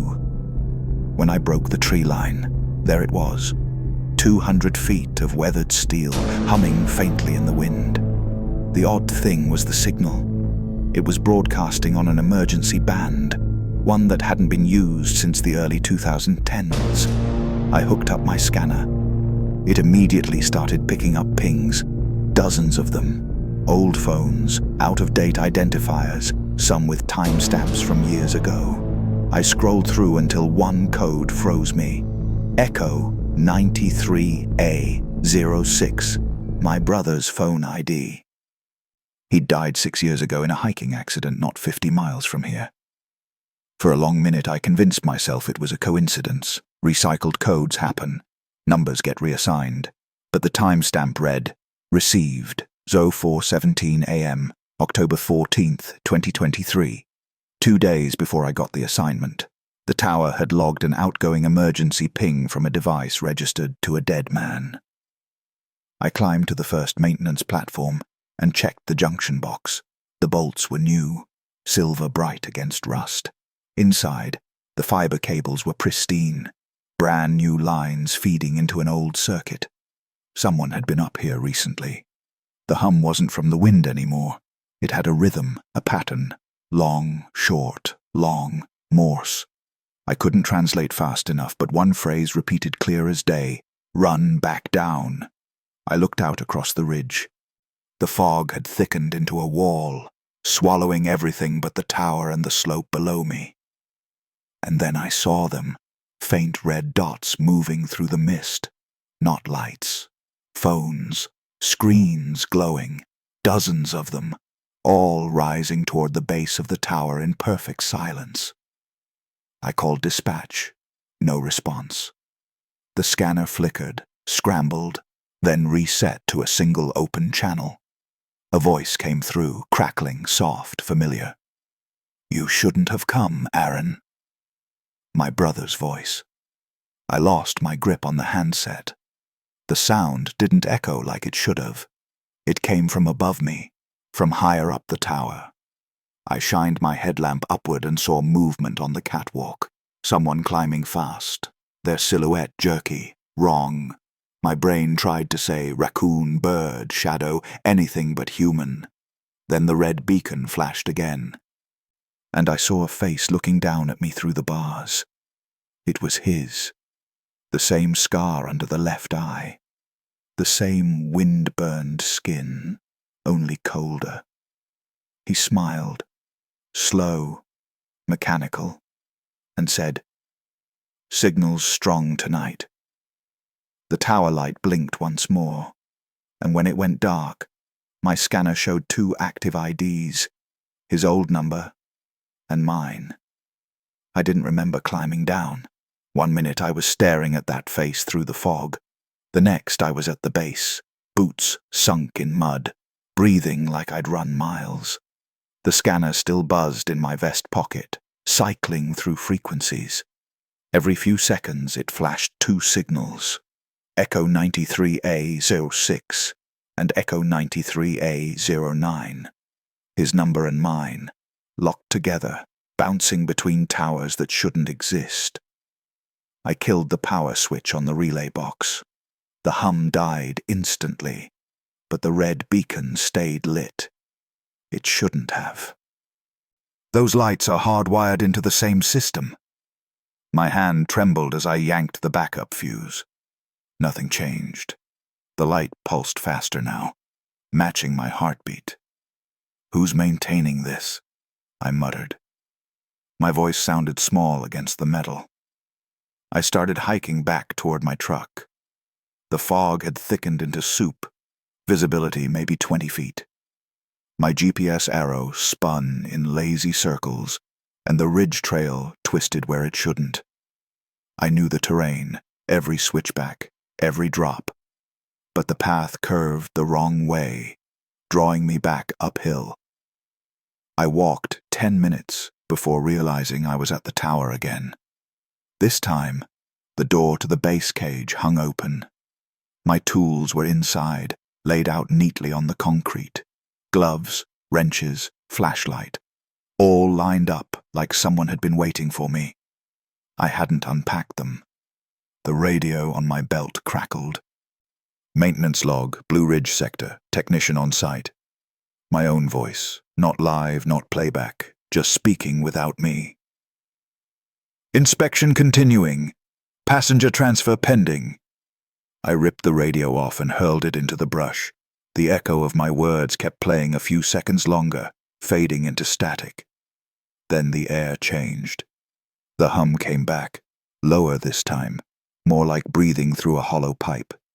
The beacon light above flared white for a second, and every dead phone at the tower's base lit up at once. I counted at least a dozen. Old flip phones, shattered screens, half buried in moss and mud. Their displays pulsed the same message in sequence. Call received, call received, call received. I grabbed one at random. It was waterlogged, battery swollen, but when I touched it, the screen brightened and a photo appeared, grainy, dark. Me standing at the top of this same tower. Except I'd never gone higher than the first platform. Something shifted in the fog above, metal scraping on metal. The tower moaned in the wind, cables singing. Then I heard boots on rungs. Slow, deliberate, climbing down this time. The silhouette emerged gradually. A man in work gear like mine, face shadowed by the beam of my headlamp. "Hey!" I shouted. "You need to clear out. Structure's not rated for—" He stepped into the light. It was my brother again, but wrong in ways that made my teeth ache. His clothes hung dry despite the mist. His eyes reflected the red beacon like mirrors. "Signal's strong tonight," he said again. Same inflection, same pause. Then he grinned wider, skin cracking at the corners. "You're late for transfer." He raised one hand. In it dangled my missing radio. It hissed and clicked as he pressed the transmit key. Technician confirmed. Every phone on the ground buzzed once, lighting in perfect unison. My scanner wailed, a rising tone that felt more inside my skull than through the speaker. I stumbled backward, tripped on the base fence and fell hard.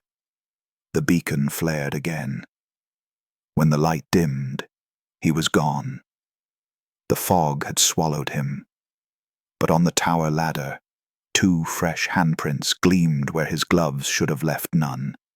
Wet, red, steaming in the cold. My phone vibrated in my pocket.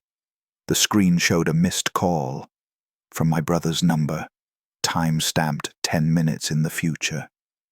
I told myself I was leaving the ridge. Forget the report, forget the tools, just get back to the truck and drive until the road flattened out. But the trail refused to lead down. The fog folded around the tower like it was guarding something, and every turn brought me back to the same patch of mud, the same blinking red light. My compass spun in circles. My GPS screen froze on a single word that shouldn't exist in any firmware I knew. Transfer. I sat on a fallen log and tried my phone again. No service, of course, but one bar flickered on and off in the corner, cycling between E and no signal. Every few seconds, my notification light pulsed red, matching the tower beacon. The phone's time jumped backward, 5:17, 4:32, 3:08, then forward again. That's when the voice came through the earpiece. Not static this time. "Aaron?" It was my brother. The tone small, almost scared. "Don't hang up. Please." I didn't. I couldn't. My throat closed around his name. "They said I could fix it," he whispered. "Just one more climb, that's all." But I didn't come back down. His breathing hitched, shallow and metallic. "They use the signal, Aaron. It's not data, it's—" The line went dead. The beacon flared white. My phone buzzed again, vibrating so hard it nearly jumped out of my hand. On screen, a text appeared from his number. "Look up." I did. The fog above me rippled like a curtain. Figures were moving inside it, outlined in faint red glow, hanging from the cables like ornaments. Dozens of them, swinging gently, each one strapped in a harness identical to mine. The light passed over faces I recognized from training photos, missing personnel reports, and one face I knew better than any other. "Eli," I whispered. He hung 10 feet above me, perfectly still. His safety lanyard fused to the steel. His eyes were open, reflecting the light like wet glass. His mouth twitched once, and the same voice echoed in my head. "Signal's strong tonight." My knees gave out. I crawled backward, hands scraping through gravel. The fog pulsed again, one long, two short, Morse. I realized it wasn't random. It was heartbeat rhythm. The entire tower was breathing, exhaling static. The red beacon burst, showering sparks, and every hanging shape turned its head at once. My scanner screamed with white noise. Through it came a new voice. Mine. "Technician transfer accepted." The tower shuddered. A surge of current slammed through the base, knocking me to the ground. For a second, everything went white. When I opened my eyes, I was looking down from above, like the world had tilted. My body lay crumpled beneath the platform, headlamps still glowing. My phone was in my hand, screen cracked but still lit. One message blinked over and over. "Welcome to the network." I reached for it, but my arm didn't move.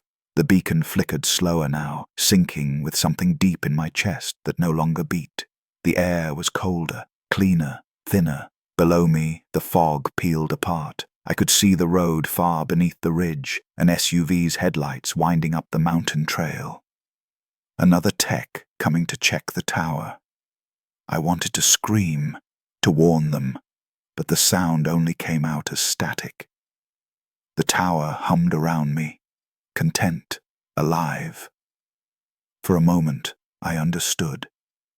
This was how it kept its signal strong. It didn't transmit. It replaced. The beacon flared one last time, and my brother's voice sighed beside me. "Told you it was lonely up here." When the fog swallowed the road again, the odometer on my handheld blinked once. Active units: 93A06, 93A09. Then it added a new one, 93A10. Hikers say they still get 1 bar of service near Craven's Gap, just enough for a single text, always from the same number. It only says, "Signal's strong tonight."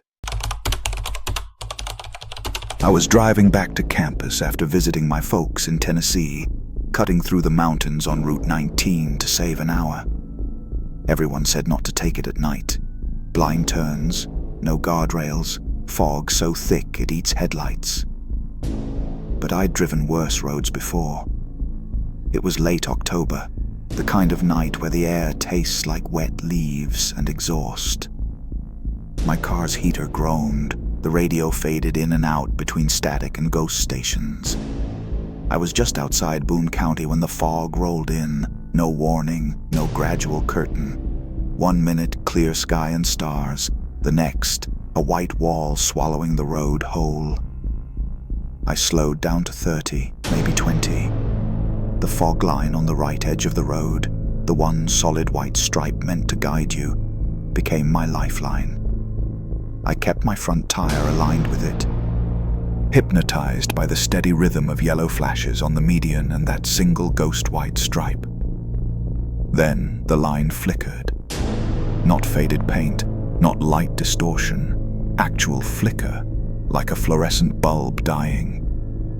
It blinked once, twice, then came back brighter. I frowned, leaned closer to the windshield thinking maybe the fog was playing tricks. but it pulsed again, deliberate this time, a slow pattern. 3 flashes, pause, 2 flashes, pause, repeat. Morse code. I don't know Morse, but I recognized rhythm when I saw it. I laughed under my breath, told myself it had to be a reflection from another car, maybe a roadside barrier. Then I realized there were no other headlights, no taillights, no sound except my engine. The fog thickened until the world shrank to a cone of white, 15 feet ahead. The road curved left where it should have gone straight. I checked the GPS. It froze, arrow spinning. The line on the asphalt turned faint, then bright again, guiding me onto a side road I didn't remember. The map said nothing was there. I should have stopped. Instead, I followed. The car rolled smoother than it should have, like the tires weren't touching pavement anymore. I told myself it was just packed dirt, maybe an access road. The trees on both sides blurred into a single grey wall. After 5 minutes, the line split in 2. One went right, one left.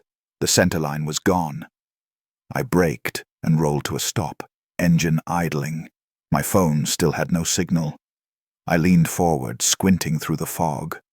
Both lines pulsed again, alternating, almost impatient. I picked the right path. The second I turned the wheel, my radio snapped to life.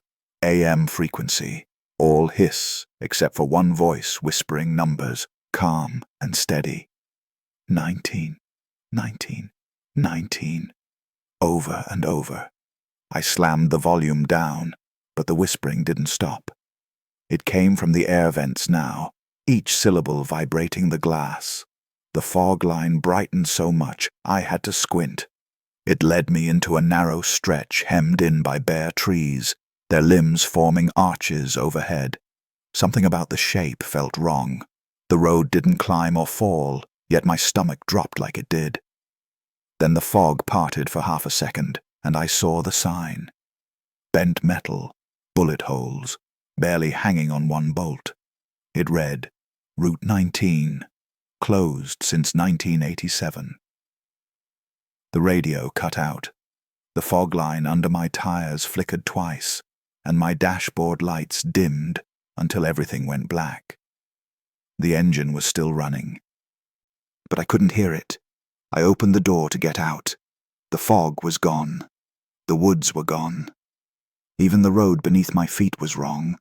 Smooth, cold, like polished stone. Behind me, where my car had been idling seconds before, 2 red taillights glowed through the mist, still hovering in midair, waiting for me to start driving again. At first, I thought I'd blacked out. The kind of half-dream you get after a near miss, adrenaline, oxygen deprivation, something that makes the world wrong for a second. But when I blinked, the lights were still there. 2 floating red orbs, idling where my car should have been. They didn't sway or blink like taillights. They stayed fixed, pulsing faintly, breathing. Okay, I whispered. Hallucination, gas leak, carbon monoxide. I held my breath, waiting for dizziness or ringing ears. Nothing. Just that deep, endless quiet that eats sound alive. The fog returned in thin ribbons that wrapped around my legs like smoke.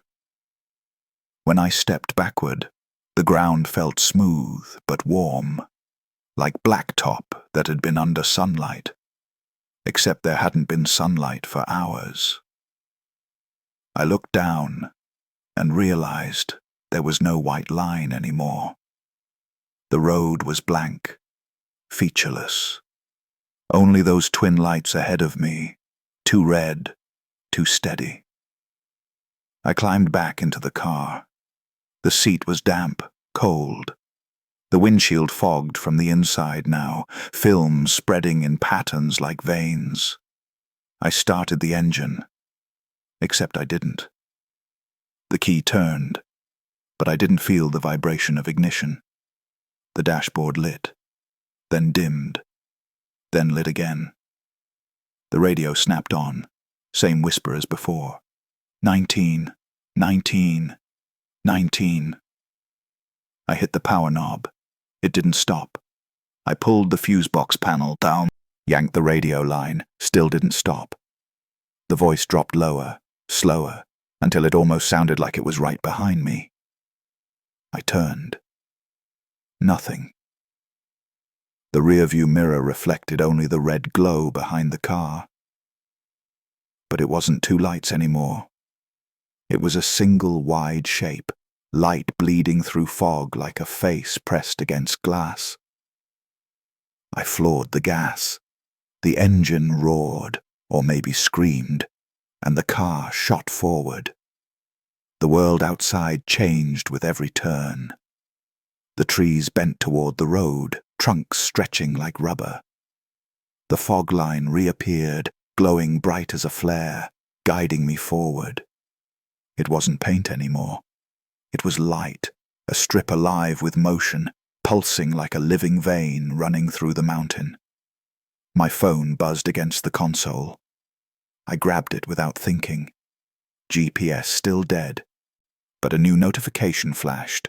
Route 19 detour. Proceed ahead, 3.6 miles. The message didn't come from any app I had. It came from my emergency alert channel. Fine, I muttered. Fine, I'll follow. The road narrowed. The fog thickened again until the world outside looked like a tunnel made of light. The temperature dropped so fast, frost crept up the inside of the windows. My breath fogged white. Then voices, not on the radio, not outside, inside, under my skull. Whispers repeating the same phrase in different tones. Stay on the line. Stay on the line. Stay on the line. I gripped the wheel so hard my knuckles ached, and then the road split again.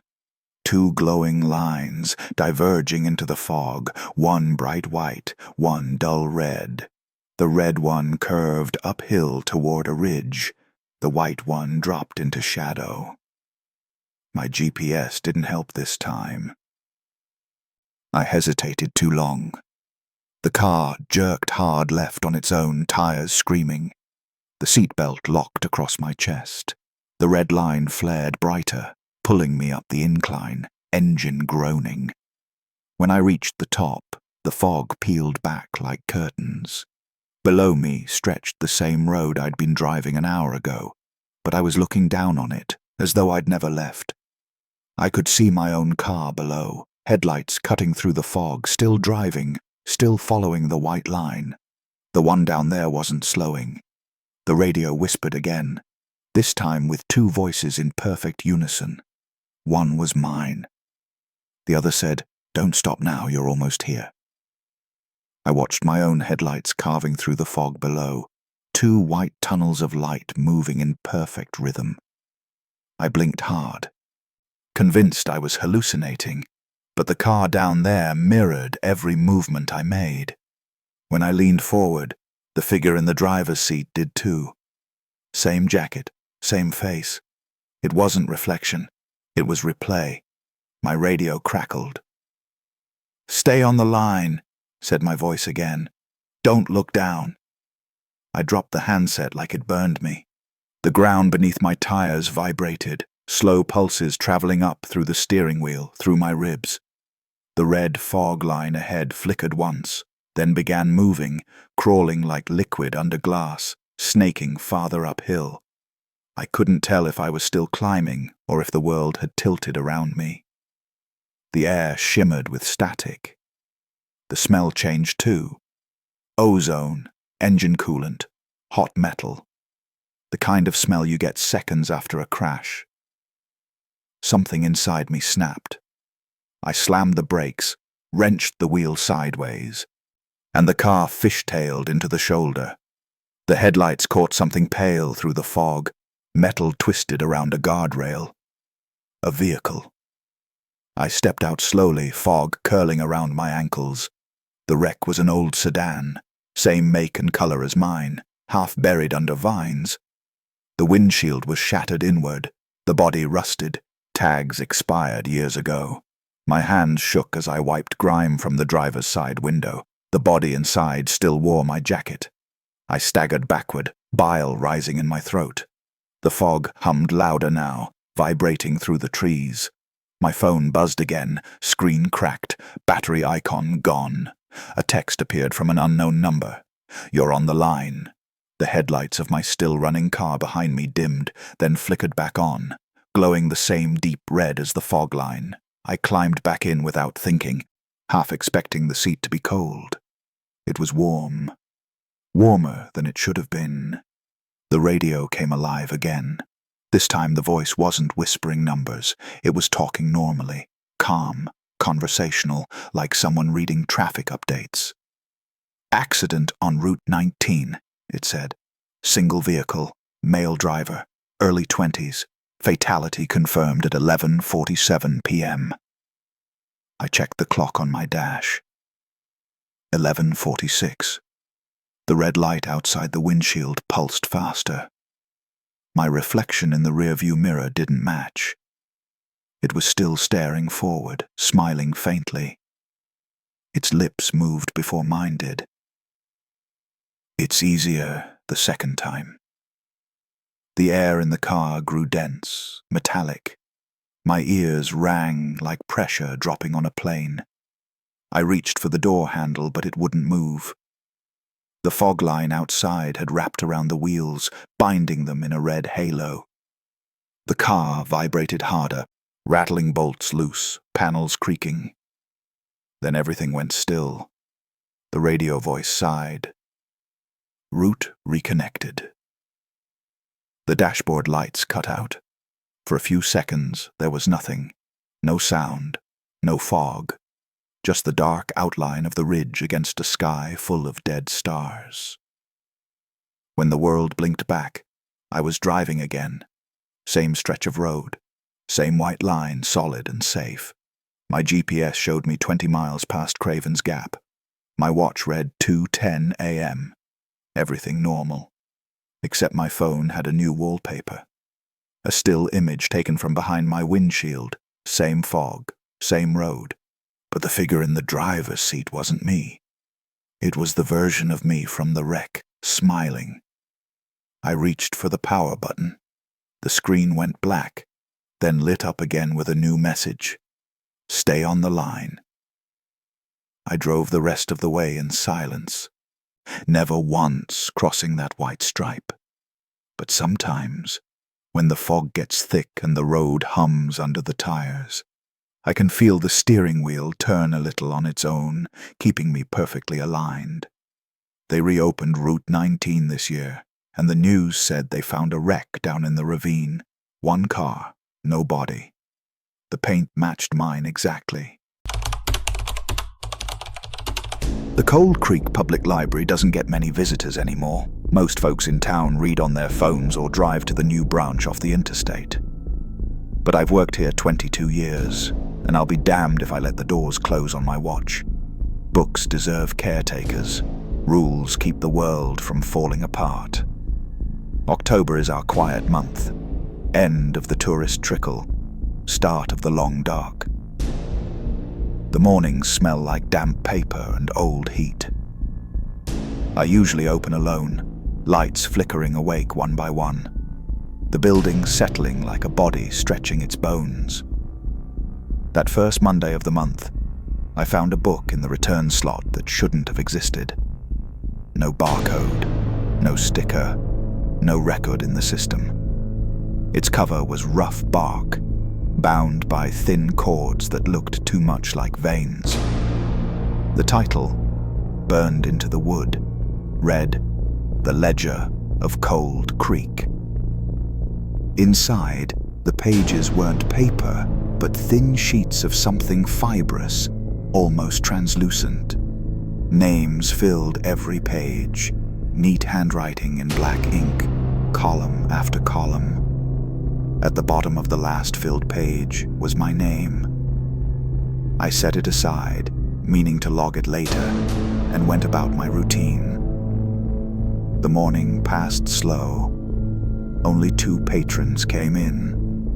old Mrs. Pritchard, who still reads westerns, and a teenage boy doing a report on Appalachian mining folklore. When he asked where we kept the local records, I pointed him to the back archive room. He returned 10 minutes later, pale, said the light bulb was flickering too fast to work under. I told him I'd check it after lunch. When I finally went back there, the bulb was steady. The only sound was the soft tick of the microfilm reader, cooling down. But on the table lay 3 new books that hadn't been there before. Heavy, leather, no titles. I checked the catalogue. Nothing. Their spines were blank except for a single carved number, I, 2, 3. I opened the first one. Inside were the same names as the bark-covered ledger, but older. Ink faded, some crossed out with a thin red line. At the top of each page, written in careful script, was a date. The most recent entry, October 3rd, 2023. That was yesterday. I flipped forward to the last blank page. The ink there was still wet, shimmering faintly in the lamplight. My name was written again, but beneath it, smaller, in parentheses, custodian confirmed. I shut the book fast enough to raise dust. The smell that came out wasn't old paper. It was soil after rain, sharp and metallic. That night, I stayed late, checking the return bin every hour. At midnight, something clanged against the metal chute. I thought it might be pranksters, but when I opened the hatch, a single sheet of paper fluttered out. It wasn't from any book I owned, just one line of type, crisp and centered. A record unclaimed is a debt unpaid. The lights flickered once, twice, then stayed steady. I picked up the sheet and noticed my fingers left faint smudges on it, not from dirt, but ink, as if the letters had never fully dried. I returned to my desk and found the bark-covered ledger open. A new entry glistened at the bottom of the page, written in that same neat black hand. Late fee applied. I closed the book, locked the doors, and told myself it was exhaustion. But when I looked through the front window before leaving, I saw silhouettes moving inside the stacks. Tall, thin, turning pages without sound. The next morning, the security footage showed no movement, but every book on the shelves had been refiled under a new section label that no one had ever created. Human records. Active. The next morning, the library smelled different, like rain and metal shavings. I told myself it was just the old radiator sputtering, but when I opened the door, the scent grew stronger, coppery, electric. The bark-covered ledger sat on the front desk where I'd left it, except now it was open to a blank page. A fountain pen rested in the gutter of the spine, dripping black ink onto the wood. No one else had keys. The first patron through the door was a mail carrier dropping off a parcel.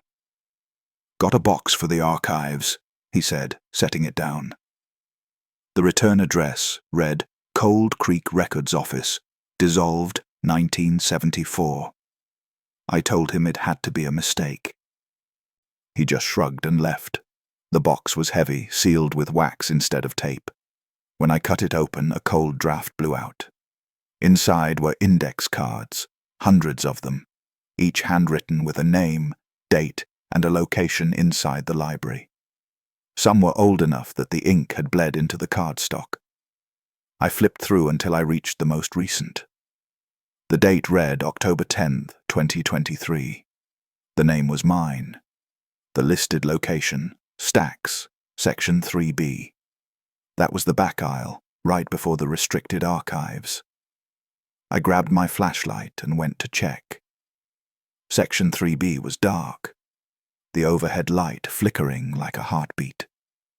Dust swirled in the beam of the flashlight. The shelves seemed deeper than usual, rows of books stretching farther than the building should allow. I called out, "Maintenance," just to hear my own voice. The sound didn't echo. It got swallowed, like the shelves absorbed it. Halfway down, I noticed something off. A single book jutted from the row, slim and pale, no dust on it. Its spine read, "Filed, under C." I pulled it free. It wasn't paper. Thin slabs of pressed wood, each etched with shallow letters. The writing was names again, but carved instead of printed. Mine was there too, halfway down the page. Next to it, burned into the grain, checked in. Something creaked behind me. I turned, flashlight shaking. The shelves had shifted closer, narrowing the aisle. Between them, shadows moved. Not fast, not human, more like the swaying of curtains in a draft that wasn't there. A whisper followed, thin as thread. "Shelve what you borrow." I dropped the book and ran for the desk. When I reached it, the lights in the building had gone out completely. The computer monitor glowed faint blue, even though it wasn't plugged in. Text scrolled across the screen. "Catalog update in progress. New entry. Custodian. Status active." I hit every key I could, but the message didn't change. The screen dimmed, then flickered back on with a single prompt. "Would you like to file this correction?" N. I unplugged the monitor. It stayed on. The phone on my desk rang once, just a single metallic ding, not a full ring. When I picked it up, I heard pages turning on the other end. Then a woman's voice, calm and even. "Late returns are subject to replacement." "Who is this?" I whispered. "You are," she said, and the line went dead. I backed toward the front doors. The lights flickered back on, brighter this time, too bright. The shelves stood perfectly still, the rows neat again. Everything looked ordinary until I saw the new sign above the circulation desk. The brass letters had been changed overnight. They used to read reference services. Now they read returns accepted any time.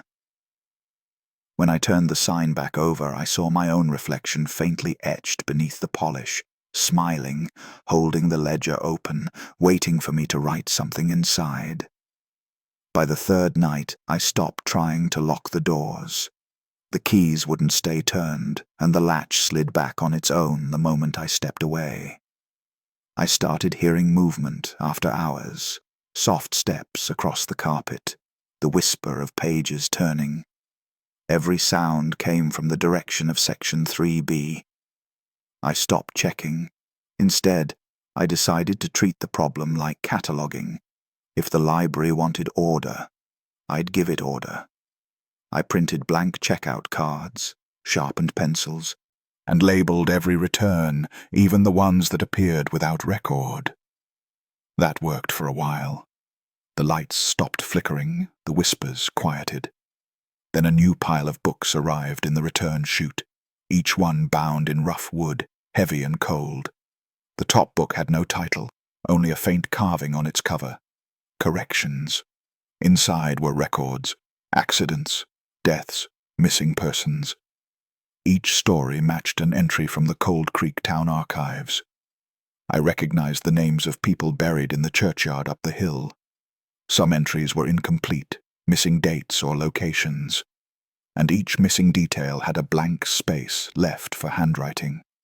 When I reached the last page, I found a short passage written in my own neat cursive. "The custodian corrects what the living forget." I don't remember writing it. At midnight, I heard the return slot clang open again. This time something fell through that wasn't a book.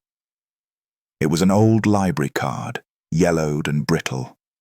The stamped due date read OCT 31, 2023. The name in the borrower line, Marjorie Pritchard, Mrs. Pritchard, my regular patron. She hadn't come in for a week. I drove to her house the next morning. No answer at the door. Through the window I saw her kitchen light on and a single book open on the table. When the sheriff came later, he said she'd passed in her sleep sometime during the night. Her hand was resting on a library card. Mine. Back at the library, the book she'd checked out had already returned itself. I found it sitting on the front desk, dry despite the rain. The title read, The Lives of Cold Creek, Volume 4. When I opened it, Mrs. Pritchard's name appeared freshly written inside, ink still wet. Below it, in smaller handwriting, corrected. That's when I understood. The library didn't take from the living. It kept what was left behind. Memories, records, the town's fading story. And I was its keeper. For the first time, I didn't feel afraid. I spent the next week reorganizing, filing, indexing every volume. The bark-covered ledger sat beside the circulation desk, always open. When new entries appeared, I transcribed them, dated them, filed them under historical. The library's lights burned steady for the first time in years. By Halloween night, the shelves hummed with quiet life. Patrons came and went. Some I knew, others I didn't recognize. They never spoke, only nodded, choosing books that hadn't existed yesterday. When they left, they each returned something: a letter, a photograph, a torn diary page. I catalogued every one. I'm not sure how long it's been since that night. The clock above the desk never moves past midnight, but sunlight still comes through the stained glass windows each morning. The shelves never empty. They just rearrange themselves when I'm not looking. I think the library has what it needs now. It doesn't whisper anymore. It listens. Sometimes I find new handwriting in the ledger. Entries signed Custodian Emeritus. I don't know who that is. Maybe there was one before me. Maybe there will be one after. Either way, Cold Creek's story stays written. That's the rule. The county tried to reopen the new branch last week, but their computers keep crashing. Every screen shows the same error. Cold Creek Catalog, system already active. Most motels along Route 11 are the same. Fluorescent signs, cigarette burns in the curtains, water that smells faintly of rust. I don't scare easy. I've been a building inspector for 20 years, walked through houses full of mold, rot, even a few crime scenes. But there's something about the Blue Star Inn that still makes my stomach twist when I think about it. I stopped there last October, second night into a week-long inspection loop through Western Virginia. The owner, a wiry man in a greasy ball cap, handed me the key without making eye contact. Room 12. Only one open, he said. Don't mind the sink. It's a little stubborn. He wasn't kidding. The room itself looked fine, dated but cleaner than most. Thin carpet, 2 lamps, a rickety desk.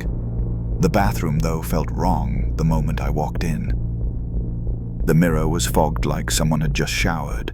I wiped it clean, expecting steam. The glass stayed cloudy, like something was breathing on the other side. Then I heard it. The sink. A steady glug, glug, glug, the sound of water draining. But there was no water in the basin. I checked the pipes. No leaks, no running tap. Just that hollow sound, like the plumbing was swallowing air. I figured it was a pressure imbalance, maybe a vacuum pocket pulling through the vent stack. Easy fix. I stuffed a towel into the drain and went to bed. At 3:11 a.m., I woke up to dripping. The sound came from the bathroom. The towel I'd left in the drain was gone, replaced by a slow, steady swirl of black water circling the basin. The room stank of iron and mildew. I turned the faucet to flush it out, but the water came up from the drain instead, thick and dark, spinning clockwise like something exhaling below the pipes. The surface of it trembled when I leaned closer. A face looked back at me, not a reflection. Its movements didn't match mine. Pale skin, slick, half seen through the murk. Its mouth opened and the gurgling sound deepened. I staggered back, hit the light switch. Nothing. Power gone. Only the faint red glow from the motel sign outside leaking through the blinds. I grabbed my bag and bolted for the front office. The hallway was empty, the air heavy and wet. Every few feet, I heard water running. Behind the walls, under the floor, whispering through pipes that shouldn't be that loud. The night clerk's booth was dark. The ledger lay open on the counter, pages warped from damp. Only one name written inside. Mine. I left cash on the counter and ran to my truck. The windshield was fogged, wipers smeared with condensation. When I turned the key, the engine sputtered once, then died.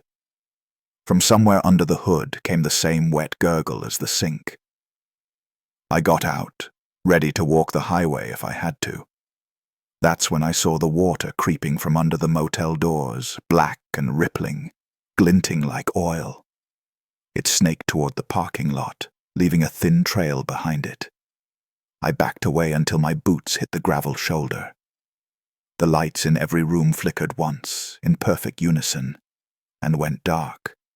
Then, one by one, the drains started to whisper. I could hear them, even from outside. When I finally dared to look back, room 12's door was wide open, and the sink inside was still spinning. Only now, it wasn't draining. It was breathing. By sunrise, the place looked normal again. No black water. No fog on the glass, no sound but the hum of the ice machine outside the office. For a moment I wondered if I'd fallen asleep in my truck and dreamed it all. But when I checked the passenger seat, my bag was damp.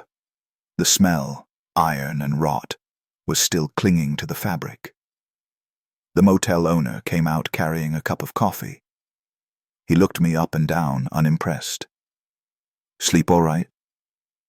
"No," I said flatly. "Your plumbing's bad.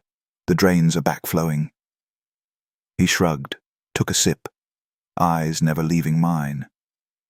"They all do that after a storm. Nothing to fix."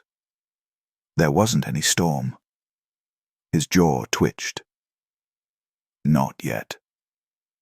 Then he turned and walked back inside. That was enough for me. I threw my gear in the truck, started the engine and got ready to leave. The tires hissed against gravel, and just before I pulled onto the road, I looked in the rearview mirror. The door to room 12 had closed. The curtain behind it shifted, slow and deliberate, like someone standing too close to the glass. 10 miles out of town, the radiator light came on. Steam curled from the hood, so I coasted onto the shoulder and popped it open. The radiator cap was slick, dripping a black, tar-like residue. The smell hit again. Metal and mildew. I wiped my hand, but the stuff didn't smear or dry. It just pulsed faintly, warm as skin. That's when my phone buzzed. Unknown number. No signal, no data. But it still rang. Against better judgment, I answered. A gurgle, slow and steady like water circling a drain. Then a voice, my own, muffled and low. "You forgot to log the inspection." I threw the phone onto the passenger seat, heart hammering. My mind scrambled for something rational, radio interference, wrong number, stress, anything but what it sounded like. I slammed the hood shut, got back in, and drove until the road straightened out into open farmland. By early afternoon, I reached a diner outside Marion. I washed up in the restroom, scrubbing the residue from my hands. It came off in strings, almost translucent, sliding down the sink. The drain sucked it down greedily, the gurgle deeper than it should have been.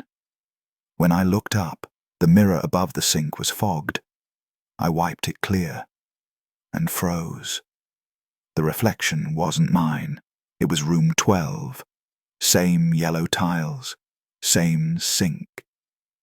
The water in it was turning black, spinning counterclockwise now. The towel I'd stuffed in the drain was back, rising and falling like something underneath was breathing. Behind me, a truck horn blared. I stumbled out of the bathroom into daylight, shaking, customers staring. The waitress asked if I was okay.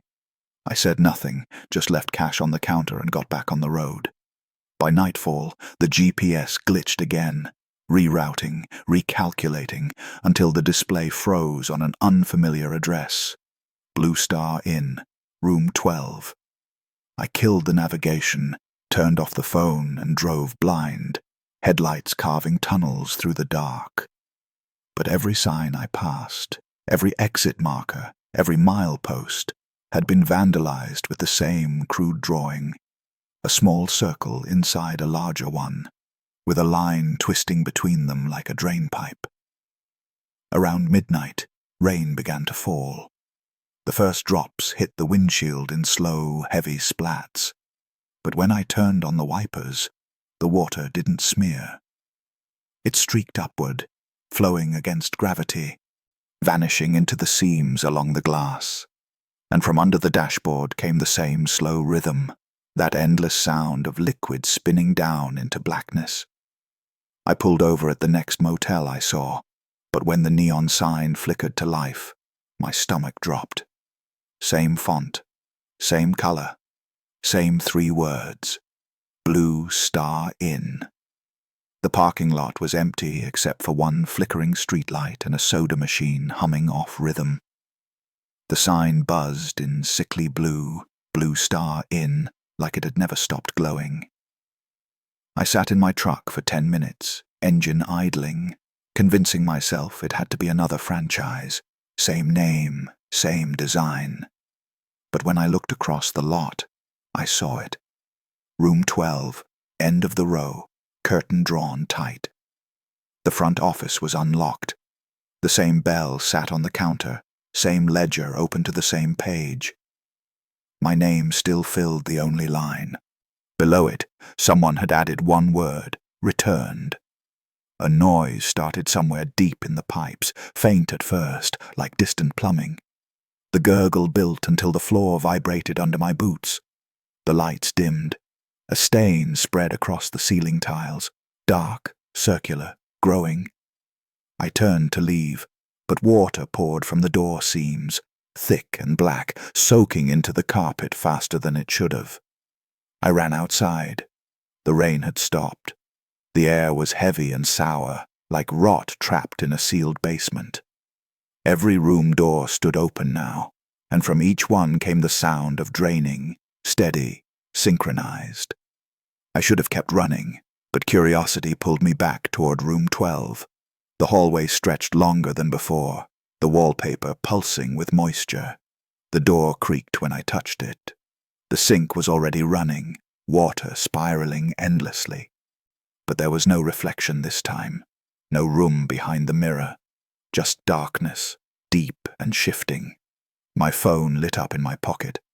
Inspection log, pending. It was an app used for site reports. I didn't open it. The sound of the drain filled my head, low and rhythmic, like a heartbeat echoing through water. Then something crawled up through the sink. It wasn't a hand. It was shape, without bones, pale and fluid, dragging itself up the porcelain, leaving streaks of black behind. The smell hit next, wet copper, decay. The thing didn't climb so much as rise, forming vague outlines of a face. My own. Its mouth opened. A deep, hollow voice gurgled out, distorted through water. Inspection complete. System replacement approved. I stumbled backward, hit the wall. The floor was flooding fast now, water ankle deep, rising with every pulse of that voice. I kicked the door, but it wouldn't open. The handle spun uselessly. My reflection in the mirror started moving again, tapping on the glass from the other side. The voice spoke again, layered now, hundreds of echoes all blending into one. Every drain needs an outlet. The floor split. The tiles beneath me dropped into black water. Cold hit like electricity as I plunged under. For one instant I could see the entire motel below me. Dozens of rooms, all flooded, all connected through the same endless plumbing. Shapes floated in the dark, faces pressed to the surface, mouths moving soundlessly. Each sink spun like a tiny whirlpool, feeding into something deeper. I screamed, but the water filled my lungs. The current pulled harder, dragging me down narrow pipes that shouldn't fit a body. The walls pulsed, slick and warm.